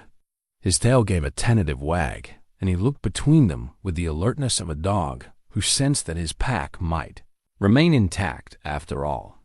Doctor, Mrs. Henley said slowly, would you be willing to help me tell the others? They deserve to know what they're dealing with, and they deserve to make their own decisions about whether they want to continue working with someone whose mind isn't reliable. It would be one of the most difficult conversations Elias had ever facilitated. but it was also one of the most important. The community's response to Mrs. Henley's diagnosis would determine not just her future, but the character of the bonds they'd forged in fighting the parasites. Of course I'll help. But, Mrs. Henley, I think you might be surprised by how people respond. This community has shown remarkable wisdom about dealing with threats that seem overwhelming. Dementia is just another challenge that might be more manageable when faced together. As dawn broke over the farm, painting the sky in shades of gold and pink, Elias realized they were entering a new phase of their crisis. The parasites had been the external threat that brought the community together. Now, they would discover whether those bonds were strong enough to support one of their own through a personal struggle that was no less challenging for being internal. Rex settled back onto his bed, but remained alert and watchful. His vigil over, Mrs. Henley would continue, but now it would be supported by a human community that understood the stakes and could share the responsibility. The real test of everything they built together was just beginning. The emergency community meeting convened that same afternoon in the basement of the Lutheran church, the only space large enough to accommodate everyone who wanted to attend. Word had spread through the rural network with remarkable speed, not just about Mrs. Henley's diagnosis, but about the larger implications for their ongoing battle against the parasites and the future of their community. Cooperation.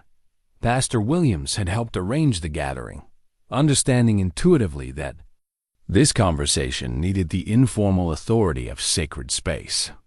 The church basement was familiar territory for potluck dinners and community meetings, a place where difficult decisions had been made for generations. Folding chairs were arranged in a circle, coffee percolated in the kitchen, and the atmosphere carried the serious attention of people who understood they were facing a defining moment. Mrs. Henley arrived with Elias, having spent the morning reviewing a grandmother's journal one final time and organizing the medical records she'd kept, hidden even from herself. She wore her best dress again, the navy blue that spoke of formal occasions, and carried herself with the dignity of someone who'd made peace with telling a difficult truth. Rex accompanied them, staying close to Mrs. Henley's side, but alert to everyone present. His behavior had stabilized since the morning's crisis, as if understanding that his pack was expanding to include others who would help watch over his beloved owner. Tom Peterson was already there with his wife Margaret, along with Helen Wright, and her son Michael from the dairy operation. Carl Lindquist had brought his elderly mother again, and the Mackenzies sat with notebooks and phones, prepared to document and coordinate as they had during the parasite response. But the circle had expanded beyond the original group. Other neighbors, families from adjoining counties, even some officials from the Agricultural Extension Office who'd been following their community response with INTEREST. Dr. Sarah Chun had driven over from the university, bringing preliminary results from her expanded research into the parasite specimens. Her presence added scientific weight to the gathering, but more importantly, it demonstrated that their local crisis had attracted attention from institutions that could provide ongoing support. Pastor Williams opened the meeting with a brief prayer that asked for wisdom, compassion, and the courage to face challenges together. Then he turned to Mrs. Henley with the gentle deference of someone who understood that she needed to control how her story was told. Marta has asked to share some information with all of us, he said simply. Information that affects our ongoing work and our community going forward. Mrs. Henley stood slowly, her hands steady despite the magnitude of what she was about to reveal. Elias had offered to speak for her, but she'd insisted on handling this herself.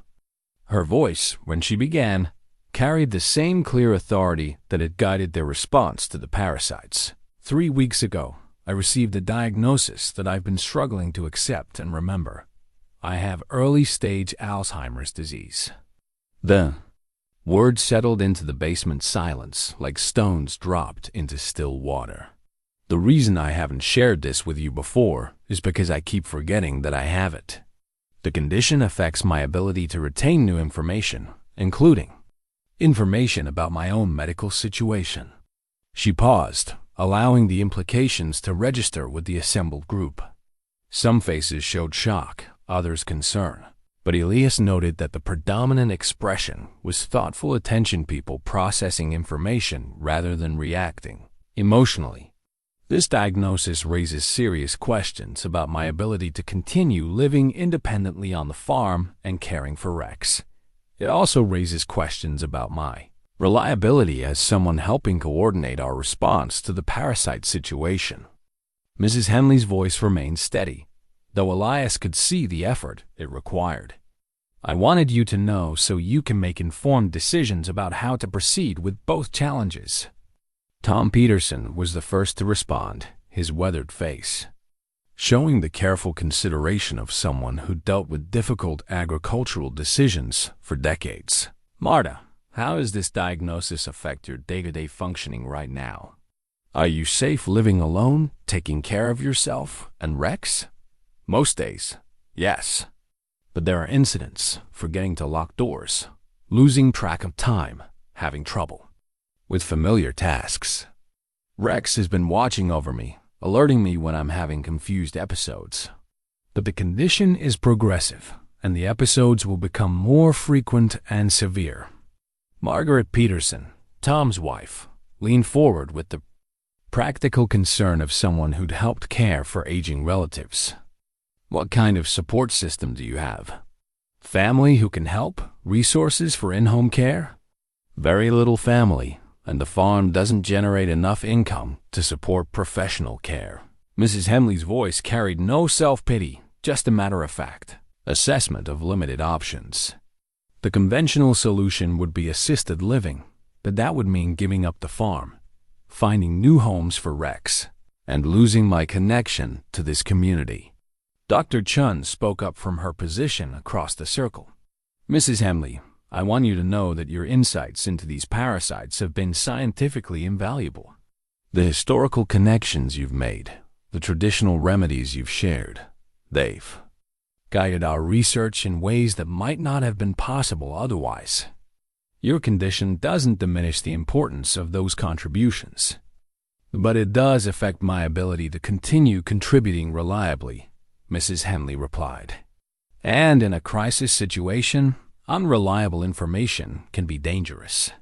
Carl Lindquist's mother, who'd been quiet through the initial discussion, spoke up in her accented English. In the old country, we had ways of caring for people whose minds became confused. The whole community took responsibility, not just family, but neighbors, church members, everyone who knew the person. They remained part of the community until the end. Michael Wright nodded thoughtfully. Modern farming operations have resources that weren't available to earlier generations. Equipment for monitoring, communication systems, support networks. Maybe there are ways to adapt those resources for elder care. The conversation began to shift from the problem to potential solutions. And Elias watched Mrs. Henley's posture change as she realized the group wasn't abandoning her or dismissing her contributions. Instead, they were treating her diagnosis as another community challenge that required collective problem-solving. Helen Wright had been making notes on a piece of paper. Marta, what if we created a support rotation? Different families taking responsibility for checking on you daily, helping with tasks that become difficult, making sure Rex gets the care he needs. And what about the farm itself? Asked Jim McKenzie. If you can't maintain it alone, maybe there are ways for the community to help with that too. Shared equipment, volunteer labor for major tasks, that kind of thing. Pastor Williams cleared his throat. There are also resources through the church and county social services that might be relevant. Programs designed to help people age in place with community support. But it was Tom Peterson who addressed the most practical concern. Marta, the real question is what you want. Do you want to stay on the farm if we can make it work? Or would you prefer to move to a situation where you have more professional support? Mrs. Henley was quiet for a long moment, her hand moving. to stroke Rex's head as the dog pressed against her legs. When she spoke, her voice carried the weight of someone making one of the most important decisions of her life. "I want to stay," she said simply. "The farm has been in my family for 3 generations. Rex and I belong here, but I won't stay if it means becoming a burden or creating safety risks for myself or others." "What if it wasn't a burden?" Margaret Peterson asked. "What if caring for you was just part of what this community does, like barn raisings used to be, or helping with harvest when someone got sick?" The idea hung in the air like a possibility none of them had fully considered. Not charity or obligation, but community function, the kind of mutual support that had allowed rural areas to thrive for generations. Dr. Chun leaned forward with the excitement of someone seeing scientific principles applied to social problems. From a research standpoint, this could be groundbreaking. Community-based elder care that maintains social connections and familiar environments. There's evidence that approach can significantly slow cognitive decline. And from a practical standpoint, added Michael Wright, we've already proven we can coordinate complex responses to challenging problems. The parasite situation required daily communication, shared resources, and collective decision-making. This would use the same systems. Elias found himself thinking about the artifacts that had defined this crisis: Mrs. Henley's kitchen table, where crucial conversations had taken place; her grandmother's journal that had provided essential guidance; Rex's remarkable recovery that had demonstrated the power of community attention. Now they were talking about creating new artifacts of care, support schedules, communication systems, resource-sharing agreements that would allow Mrs. Henley to remain connected to everything that gave her life meaning. But there were also practical challenges that couldn't be ignored. "Mrs. Henley," Elias said carefully, "what happens when the dementia progresses to the point where you need more intensive care? This kind of community support works well for early stages, but advanced dementia requires specialized resources. Cross that bridge when we come to it," Tom Peterson said, with the practical philosophy of someone who dealt with unpredictable agricultural challenges for decades. "Right now, Marta's functioning well most of the time. If we can provide support that keeps her safe and connected, that's worthwhile, even if it's not a permanent solution." Pastor Williams nodded. "The goal isn't to prevent all future challenges, but to provide the best possible quality of life for as long as possible, and to do it in a way that preserves dignity and community connection." The meeting continued for another hour, with increasingly specific discussions about practical arrangements. Who would coordinate daily check-ins? How to handle emergency situations? What kind of modifications might be needed at the farm to improve safety? How to ensure Rex continued to receive proper care as both his owner and he aged. But the most important decision had already been made. The community would not abandon one of their own to institutional care when alternatives were possible.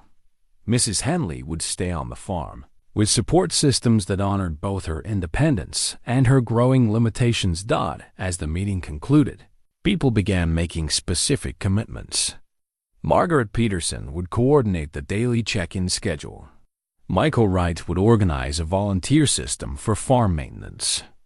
The Mackenzies would help with technology solutions, emergency alert systems, medication reminders, communication devices that could connect Mrs. Henley with support when needed. Dr. Chen committed to continuing her research while also connecting Mrs. Henley with university resources for dementia support. Pastor Williams would coordinate with county social services to access any available programs for aging in place. But it was Elias who made the most significant commitment. "Mrs. Henley, I'd like to continue our regular visits. Not just for Rex's care, but as part of your support network.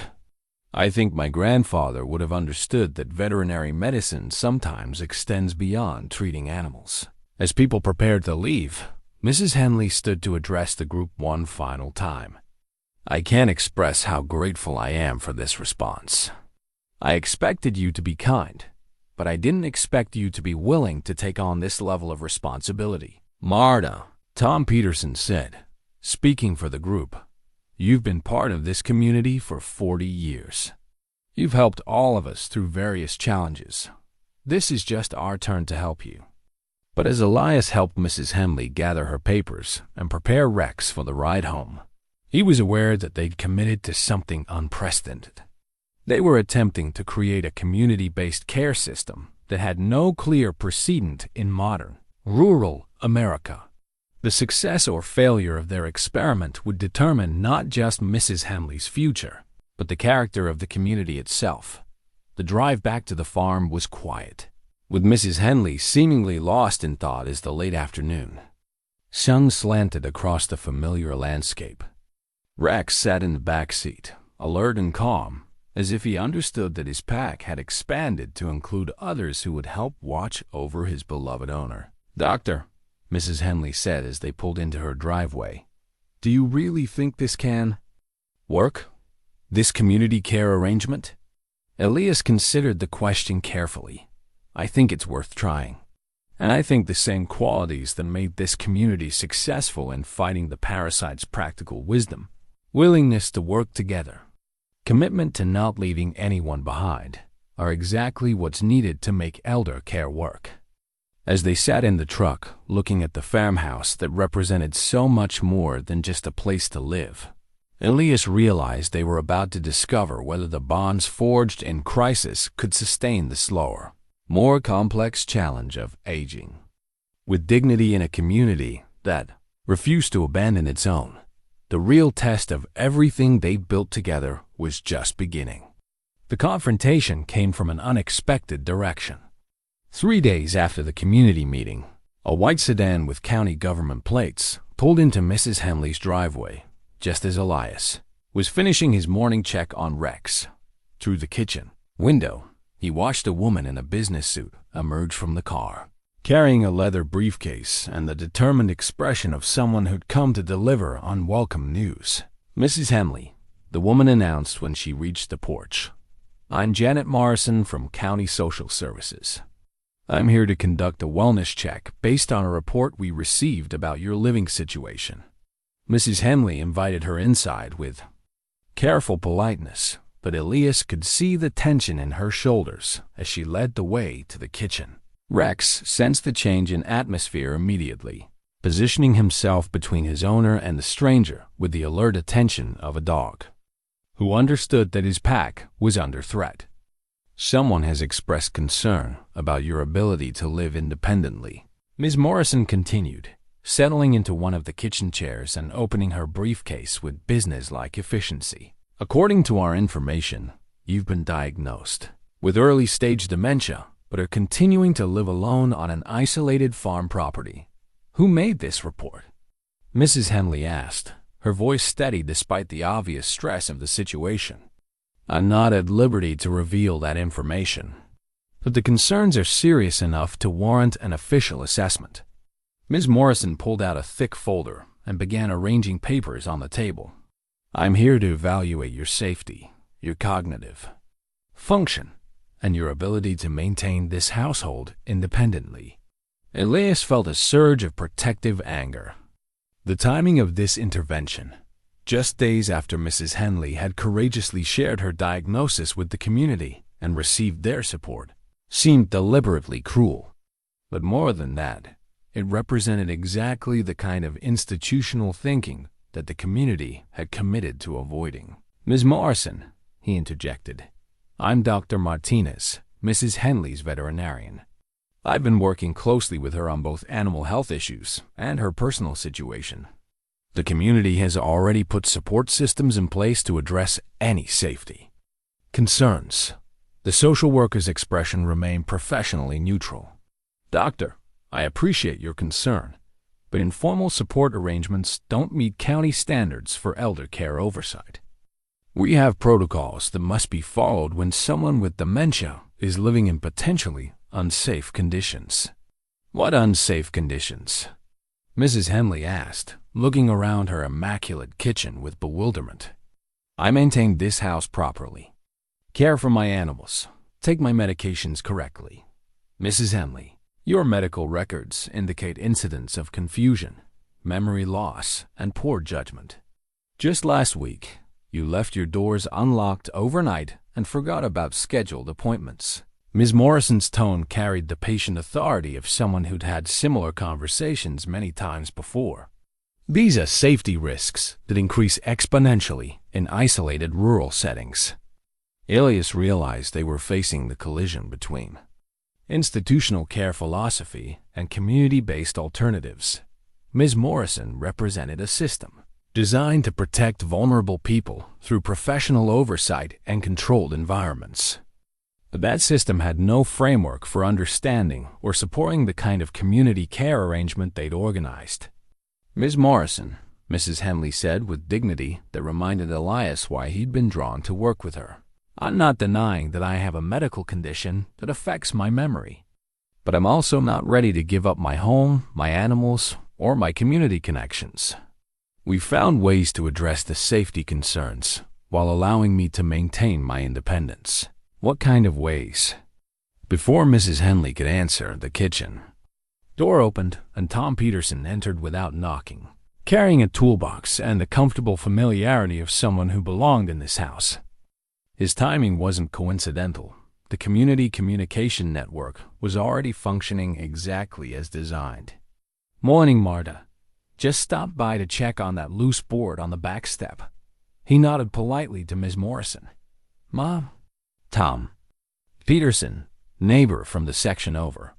Within minutes, the kitchen filled with other community members who'd received word that Mrs. Henley needed support. Margaret Peterson arrived with fresh bread and the excuse of wanting to discuss church plans. Helen Wright appeared with questions about livestock health that required immediate consultation. Pastor Williams knocked on the door with a request to discuss upcoming church events. It was a demonstration of community response that spoke louder than any explanation could have. These weren't people checking on a helpless elder. They were neighbors conducting the normal business of rural life in ways that ensured Mrs. Henley remained connected and supported. Ms. Morrison watched the careful choreography with growing recognition of what she was witnessing. This is all very nice, she said finally, but informal arrangements don't constitute adequate care planning for someone with dementia. The county has a responsibility to ensure proper oversight. What would constitute adequate care planning? Pastor Williams asked, settling into a chair with the quiet authority of someone accustomed to mediating difficult situations. Professional assessment, documented care protocols, licensed caregivers, regular monitoring by qualified personnel. Ms. Morrison enumerated the requirements with the certainty of someone who'd enforced them many times. Mrs. Henley needs to be in a supervised environment where her safety can be guaranteed and her condition properly managed. And what happens to Rex? Mrs. Henley asked quietly, her hand moving to stroke the dog's head as he pressed against her legs. What happens to my farm, my connection to this community? There are excellent assisted living facilities in the county seat, Ms. Morrison replied. Some even allow small pets, though I'm not sure about a dog this size. As for the farm, that would need to be handled through family or legal representatives. The casual dismissal of everything that gave Mrs. Henley's life, meaning hung in the kitchen air like smoke from a fire that was consuming irreplaceable treasures. Elias watched her face as she processed the implications: separation from Rex, loss of her home, exile from the community that had become her extended family. Ms. Morrison, Tom Peterson said with the careful control of someone managing strong emotions, what you're describing might be professionally adequate, but it's also a death sentence. You take Marta away from everything familiar, separate her from Rex, cut her off from people who've known her for decades, and call it care. Mr. Peterson, I understand this is difficult, but we have to consider Mrs. Henley's long-term welfare. Dementia is a progressive condition that requires specialized resources. What if we could provide specialized resources while allowing Mrs. Henley to remain in her home? Elias asked. What if we could demonstrate that community-based care meets or exceeds the safety and oversight standards you're talking about. Ms. Morrison looked skeptical. How would that work? Margaret Peterson pulled out a folder that had clearly been prepared for exactly this conversation. We've been working with the University Extension Office and the County Health Department to develop a care plan that combines professional resources with community support. She spread documents across the table: emergency response protocols, daily check-in schedules, medication management systems, backup care arrangements for various scenarios. It was a comprehensive plan that addressed every concern Ms. Morrison had raised while maintaining Mrs. Henley's connection to her home and community. Dr. Chun from the university has agreed to oversee the medical aspects, Elias added. I'll coordinate with Mrs. Henley's physician to ensure proper health monitoring. The community will provide daily support and emergency backup. Ms. Morrison studied the documents with growing surprise. This is quite extensive, but it's still not the same as professional, licensed care. You're right, Mrs. Henley said, speaking with a clarity that seemed to grow stronger under pressure. It's better. These people know me, care about me as a person, not just as a client with a medical condition. They understand that my relationship with Rex and my connection to this farm are part of my health, not obstacles to managing my condition. Pastor Williams leaned forward with the gentle persistence of someone accustomed to advocating for parishioners facing institutional pressure. Ms. Morrison, what would it take to satisfy county requirements while allowing Mrs. Henley to remain in her home? What specific criteria would need to be met? The question shifted the conversation from whether Mrs. Henley could stay the how she could stay while meeting official standards. Ms. Morrison found herself in the unexpected position of being asked to help solve the problem rather than simply enforce institutional solutions. Well, she said slowly, we'd need documented evidence that safety concerns are being addressed, regular professional assessment of cognitive function, emergency response capabilities, proof that medications are being managed properly, evidence that the living environment is safe and appropriate for someone with her condition. What if we could provide all of that? Helen Wright asked. What if we could demonstrate that community-based care actually provides better outcomes than institutional placement? Ms. Morrison was quiet for a long moment, studying the faces around the table. When she spoke again, her professional neutrality had softened slightly. I have to be honest. This isn't how these situations usually resolve. Most families aren't able or willing to provide this level of coordinated support. Most families don't have access to the kind of community Mrs. Henley has here, Tom Peterson replied. But rural communities have been taking care of their own for generations. We're just adapting old principles to new challenges. The kitchen fell quiet, except for the ticking of the old clock and Rex's contented breathing as he dozed at Mrs. Henley's feet. Elias realized they'd reached the crucial moment, the point where institutional authority would either support community initiative or override it in favor of standardized solutions. Ms. Morrison, Mrs. Henley said with the dignity that had characterized her approach to every challenge they'd faced together, I'm asking for the chance to prove that this community care arrangement can work. Give us 6 months to demonstrate that I can remain safe and healthy in my own home with proper support. If we can't make it work, I'll accept placement in whatever facility you recommend. It was a reasonable proposal to put the burden of proof on the community while acknowledging the county's legitimate concerns about safety and welfare. Ms. Morrison found herself in the position of either supporting an innovative care approach or refusing to allow people to even attempt caring for their own. 6 months would require extensive documentation and regular assessment, she said finally. Monthly evaluations, detailed records of incidents and responses, professional oversight of all care decisions. We can provide that, Elias said immediately. Whatever documentation you need, whatever standards we have to meet, we'll make it work. As Ms. Morrison gathered her papers and prepared to leave, she paused at the kitchen door. Mrs. Henley, you're fortunate to have this level of community support. I hope you understand how rare this is." "I do understand," Mrs. Henley replied, "and I don't take it for granted." After the social worker's car disappeared down the farm road, the kitchen remained full of people who dropped their own responsibilities to support their neighbor in crisis. But instead of celebration, the mood was thoughtful, everyone understanding that they'd committed to something unprecedented and challenging. "Well," Tom Peterson said finally, "I guess we better make sure this works." The next 6 weeks transformed the Henley farm into something unprecedented, working model of community-based elder care that attracted attention far beyond their rural county. The care plan agreement that Ms. Morrison had reluctantly approved became a living document, evolving daily as the community learned to balance Mrs. Henley's independence with the support she needed. Margaret Peterson arrived each morning at 8 sharp, ostensibly to share coffee and conversation, but actually conducting a gentle wellness check that assessed Mrs. Henley's orientation, mood, and physical condition.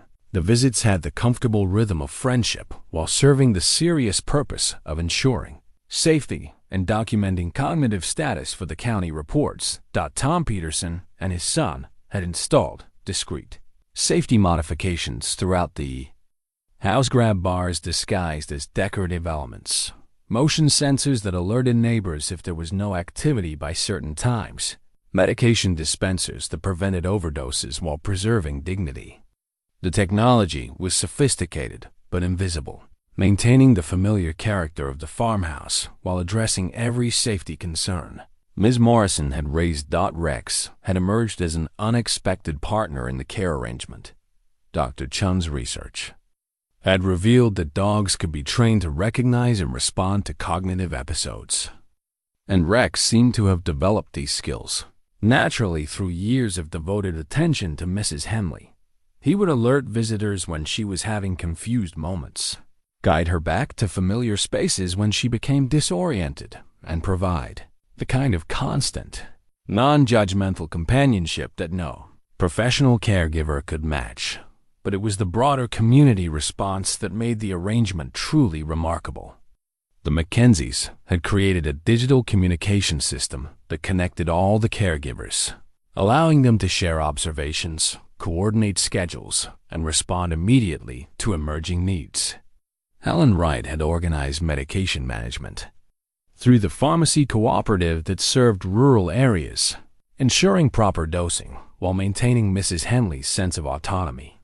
Pastor Williams had perhaps the most challenging role, providing spiritual and emotional support while serving as liaison with county officials who remained skeptical about the experiment. He submitted monthly reports documenting Mrs. Henley's engagement with community activities, her continued participation in church services, and the psychological benefits of remaining connected to familiar people and places. Elias found his role expanding beyond veterinary medicine into something that had no clear professional category. He monitored Rex's health while also observing Mrs. Henley's cognitive changes, coordinated with her physician about medication adjustments, and served as the medical voice advocating for community care in meetings with county officials. The arrangement wasn't without challenges. Mrs. Henley had episodes of confusion that required careful management, moments when she forgot where she was or didn't recognize familiar faces. But the community response to these incidents revealed the strength of their approach. Instead of treating confusion as failure, they treated it as information that guided adjustments to their support strategies. The real test came on a Thursday morning in early November, when Margaret Peterson arrived for her usual visit and found Mrs. Henley standing in her kitchen, fully dressed but completely disoriented. She didn't recognize Margaret, couldn't remember how she'd gotten downstairs, and was convinced that strangers had been in her house during the night.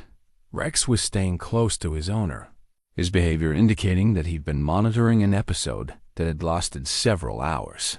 The medication dispenser showed that Mrs. Henley had taken her evening pills correctly, but something had triggered a more severe confused state than any they'd previously encountered.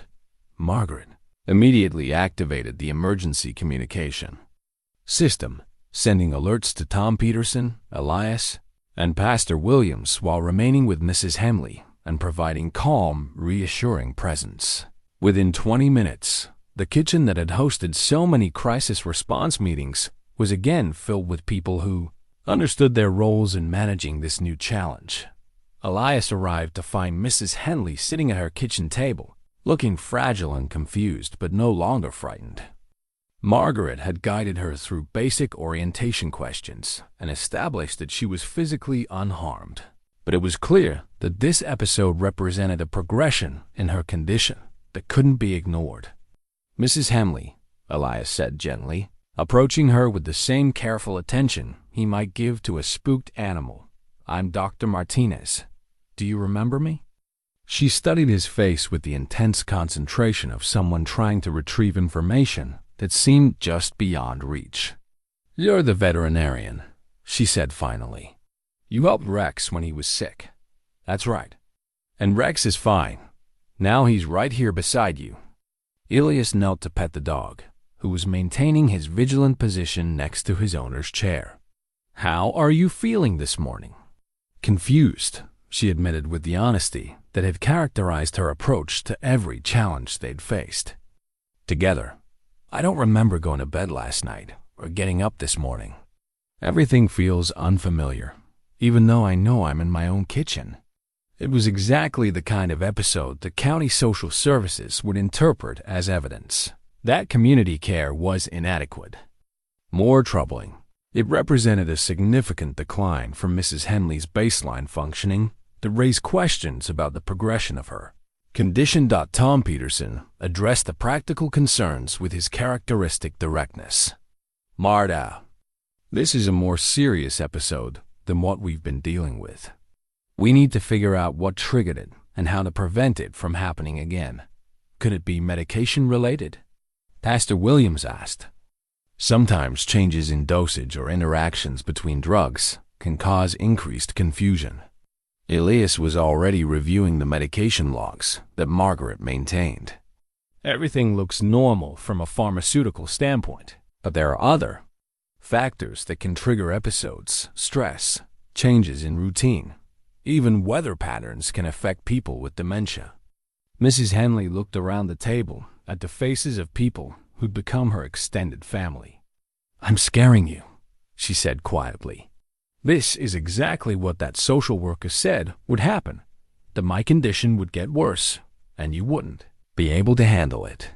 "We're not scared," Margaret Peterson said firmly. "We're learning. Every caregiving situation involves adjustments and problem solving. The difference is that we're doing it together instead of leaving you to face it alone." But privately, Elias was concerned. The severity of this episode suggested that Mrs. Henley's dementia was progressing more rapidly than they'd anticipated. If episodes like this became frequent, the community care arrangement might indeed become inadequate to ensure her safety. Dr. Chun arrived within an hour, having driven directly from the university when she received Elias's call. Her assessment was thorough and sobering. "This appears to be what we call a significant cognitive event," she explained to the gathered group. "It's not uncommon in dementia progression, but it does indicate that we're entering a more challenging phase of the condition. What does that mean for our care arrangement?" Tom Peterson asked. "It means you'll need to modify your approach.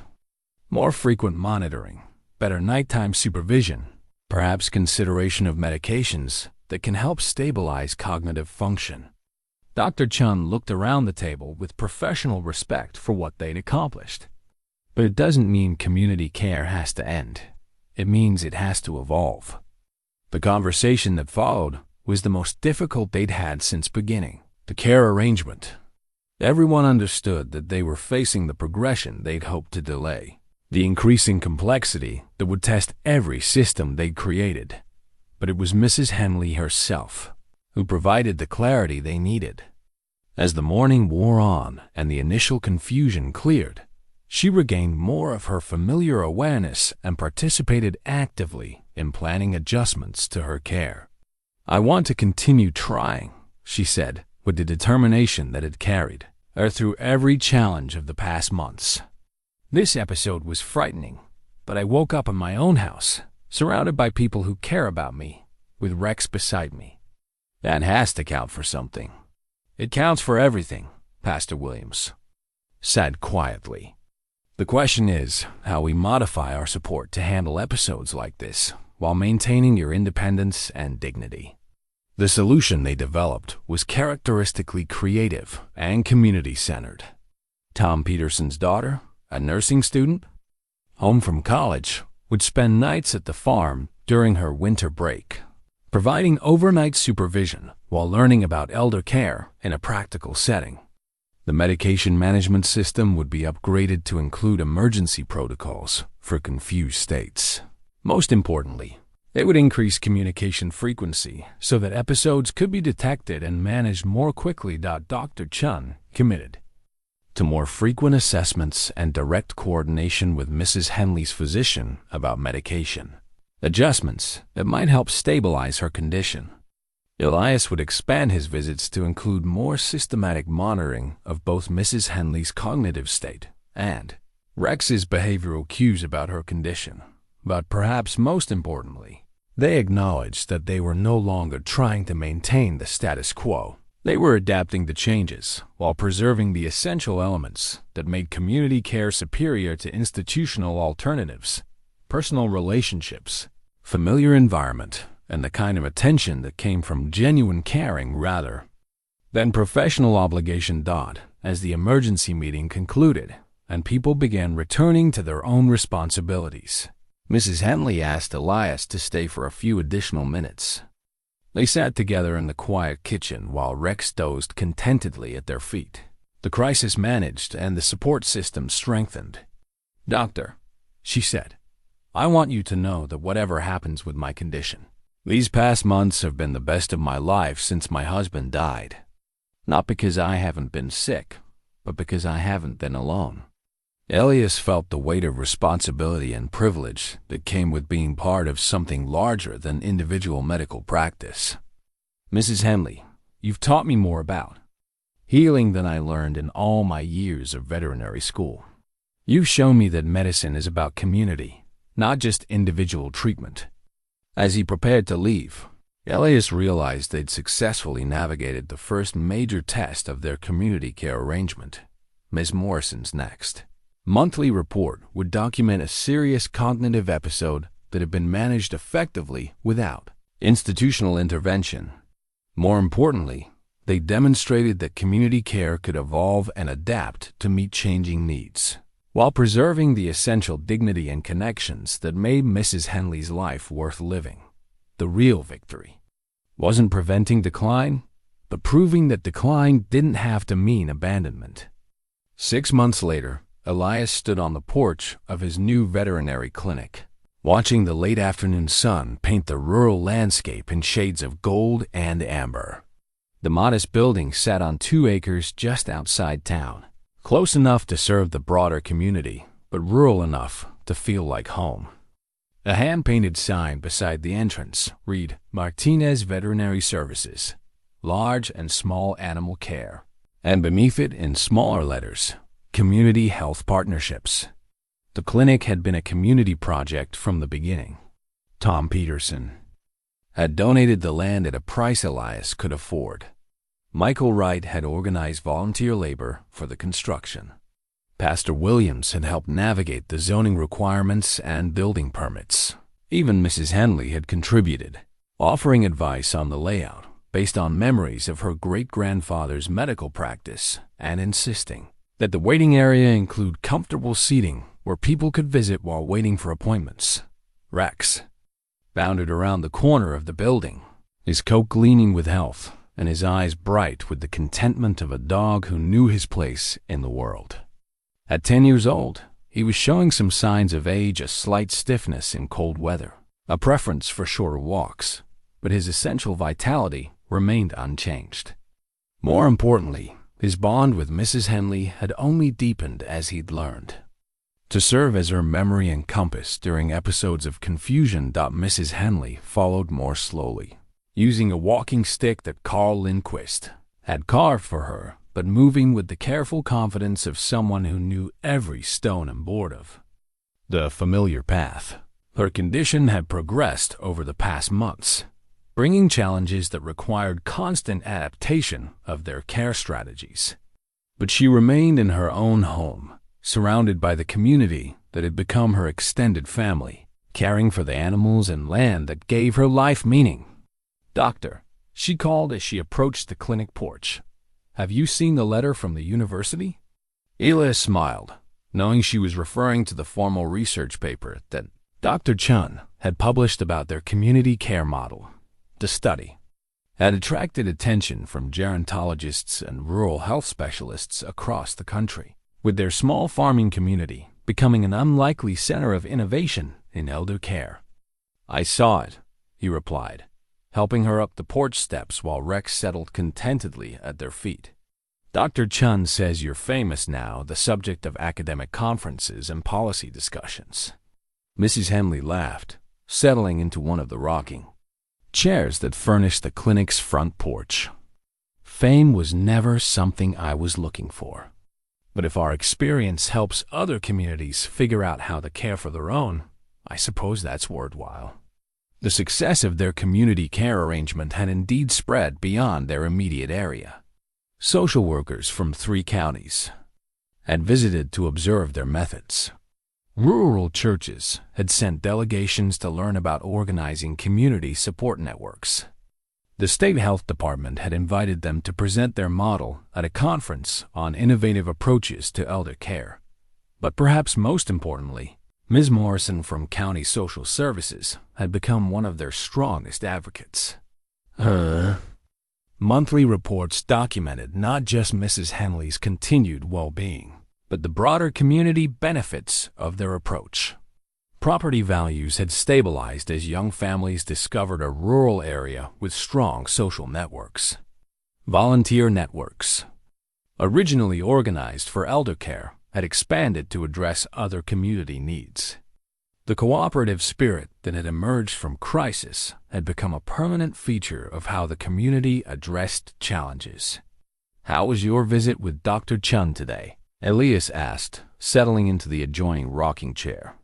These afternoon conversations had become a treasured routine, a time when Mrs. Henley seemed most like her old self, and their friendship could flourish without the overlay of medical concerns. "She's pleased with the latest cognitive assessments. The progression has slowed considerably since we stabilized the medication regimen." Mrs. Henley's voice carried satisfaction rather than resignation as she discussed her condition. She thinks the community stimulation and sense of purpose are actually helping preserve cognitive function longer than would be typical for someone with my diagnosis. It was a conclusion that supported everything they'd intuited about the healing power of connection and purpose. Mrs. Henley's dementia continued to progress, but more slowly and with less disruption to her essential self than anyone had predicted. She remained engaged with community activities, continued to provide wisdom and perspective that younger neighbors valued, and maintained the kind of dignity that institutional care rarely preserved. Rex lifted his head at the sound of approaching vehicles. The end-of-day parade of neighbors stopping by the clinic for various reasons that often had as much to do with social connection as veterinary care. Margaret Peterson's truck pulled into the gravel packing area, followed by Tom's familiar pickup and Helen Wright's practical sedan. "Looks like the usual suspects," Mrs. Henley observed with amusement. Amazing how many people develop urgent veterinary concerns right around coffee time. It was true that the clinic had become an informal community center, a place where people gathered to share information, coordinate activities, and maintain the social bonds that had proven so crucial to their collective well-being. Elias had initially worried that mixing social and professional functions might undermine his credibility as a veterinarian. Instead, he discovered that understanding animals meant understanding the human communities they lived within. Margaret Peterson emerged from her truck, carrying a covered dish and wearing the expression of someone who'd come with important news. "Dr. Martinez, Marta. I hope you don't mind the impromptu visit, but I wanted to share the news about the Peterson farm." Tom Peterson had been considering retirement for several years, struggling with the question of what would happen to land that had been in his family for 4 generations. The conventional wisdom suggested selling to agricultural corporations that could manage large-scale operations efficiently, but the community care experiment had suggested alternative possibilities. Jim and Sarah Mackenzie have agreed to take over operations, Margaret announced with obvious satisfaction. They'll buy the land at a fair price that allows Tom and me to retire comfortably, but they've committed to maintaining the farming practices and community involvement that have made the Peterson place special.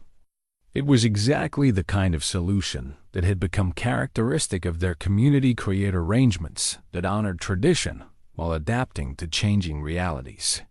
The Mackenzies had originally moved to the area to escape urban pressures, but they'd become integral to the community networks that supported everything from elder care to agricultural cooperation. Helen Wright had brought news of her own.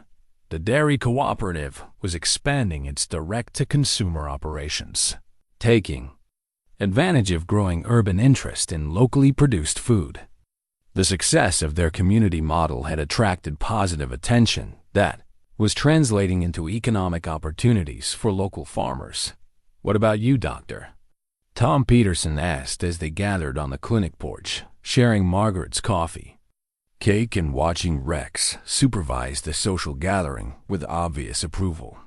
"Any regrets about choosing rural practice over the city opportunities your education could have opened?" Elias considered the question as he looked around at the faces. That had become his chosen family. 6 months earlier, he'd been a newly graduated veterinarian struggling with doubt about his career choice and feeling pressure to pursue more conventional paths to success. Now he was part of a community that had created something unprecedented, a model of mutual support that addressed challenges ranging from exotic parasites to dementia care. "No regrets," he said simply. "I found something here that I didn't even know I was looking for. Work that matters.